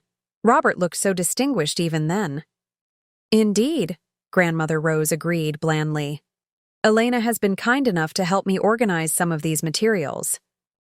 In fact, she's offered to help me continue after breakfast. We have so much catching up to do. Patricia frowned slightly. But the garden tour at the Botanical Gardens starts at 10. We're all expected to attend as a family. You go on without me? Grandmother Rose said dismissively. At my age, I've seen quite enough decorative shrubbery. Elena can keep me company, and we'll join you for lunch. I could see Patricia struggling between her desire to ensure Grandmother Rose participated in all the official family activities and her reluctance to openly contradict her. Mother Whitfield, Father has specifically arranged— Patricia? Grandmother Rose interrupted firmly. I am still capable of deciding how to spend my own time. Please inform Robert that Elena and I will meet the family at the luncheon. Now, I'd like to eat my breakfast while it's still somewhat warm. Outmaneuvered, Patricia retreated with obvious reluctance. I'll let everyone know. Please take your medication with breakfast, she added as a parting comment. When the door closed behind her, Grandmother Rose pushed the breakfast tray aside with a grimace. Tasteless health food. Do me a favor, Elena, and order some proper coffee and pastries from room service. If I'm going to reveal family secrets, I'd prefer to do it with decent refreshments. I laughed, despite the gravity of our conversation, recognizing the steel beneath her fragile appearance that had allowed her to maintain her independence, even as age diminished her physical capabilities. I placed the order while she sorted through more documents. Now, she said when I'd finished, shall we continue with the saga of Whitfield family secrets? We've only scratched the surface, I'm afraid. For the next hour, Grandmother Rose methodically presented evidence of the less savory aspects of the Whitfield legacy. The union-busting tactics employed at the textile mill in the 1930s, including hired thugs who severely beat organizers. The strategic bankruptcy declaration in 1942 that allowed the family to avoid pension obligations to longtime employees. The backroom political deals that secured favorable zoning for Whitfield property developments in the 1950s, displacing a primarily black neighborhood without fair compensation. Each revelation was supported by letters, legal documents, newspaper, clippings, or journal entries. Together, they painted a picture of a family that had built and maintained its wealth and social position through means far less honorable than the philanthropy and civic leadership emphasized in the official narrative. And then there's this, she said finally, pulling out a thin file folder that looked newer than the other documents. More recent history that may interest you particularly. Inside was a series of emails printed on paper, dated just 3 years ago. I recognized the correspondence immediately. My father and the CEO of Westland Development Corporation, a company that had been in the news for controversial projects that often displaced low-income communities. The emails outlined a partnership arrangement whereby my father would use his social and political connections to help secure approvals for a major development, in exchange for which Westland would contract with my father's consulting firm for community relations services at an exorbitant fee. This was the River Heights project, I said, the details clicking into place. The one that demolished those historic buildings in the old industrial district to build luxury condos. The very same, Grandmother Rose confirmed. A project that directly contradicted the recommendations of the Historical Preservation Committee on which your father had previously served. The fee from Westland, I believe, funded a substantial portion of your parents' Florida home. I felt physically ill. The River Heights project had been one of the catalysts for my decision to leave corporate architecture and focus on community-based development. I'd spoken out against the demolition of those buildings, arguing they could be repurposed for mixed-income housing that preserved the neighborhood's character while creating affordable housing opportunities. My father had dismissed my concerns as impractical idealism and lack of business understanding, all while he was being paid to help push the project through. "How did you get these?" I asked, scanning the damning correspondence. "Patricia isn't the only one who can use a computer," she replied with a hint of smugness. "Your father sometimes uses my tablet when visiting, and he's not particularly careful about logging out of his email accounts. When I saw the Westland correspondence, I took an interest and saved certain messages." I set the emails down carefully. "Grandmother, this is a lot to process." I know. For the first time, her expression softened with something like sympathy. "And I don't expect you to decide immediately what to do with all this information. But I'm entrusting these records to you, Elena. When I'm gone, you'll be the keeper of the real Whitfield history, not just the sanitized version your father promotes. What do you hope I'll do with it?" She considered the question carefully. "I hope you'll use this knowledge to make informed choices about your own relationship to the family legacy, whether that means working quietly to address past wrongs, challenging the official narrative within the family, or simply making your own path with clear eyes about what the Whitfield name truly represents." The room service I'd ordered arrived. Then, proper coffee and an assortment of pastries that made Grandmother Rose's eyes light up with appreciation. As we ate, the conversation shifted to less explosive topics. Her memories of my grandfather's better qualities, stories of my father, as a young man before ambition hardened him, recollections of my own childhood visits to their home. By the time we'd finished, it was nearly 9:30. "I should get ready for the garden tour, even if you're skipping it," I said, standing to leave. "What should I do with these documents in the meantime?" "Take what you need now," she said. "I'll keep the rest secure until after this weekend's festivities. We can arrange a more permanent transfer later." I selected several key items: the journal entries about the blackmail, the evidence of my grandfather's first marriage, and the Westland emails, carefully tucking them into my shoulder bag. "Thank you for trusting me with this," I said, suddenly emotional. "I don't know yet what I'll do with it all, but I promise to consider my actions carefully." "That's all I ask," she replied, reaching for my hand.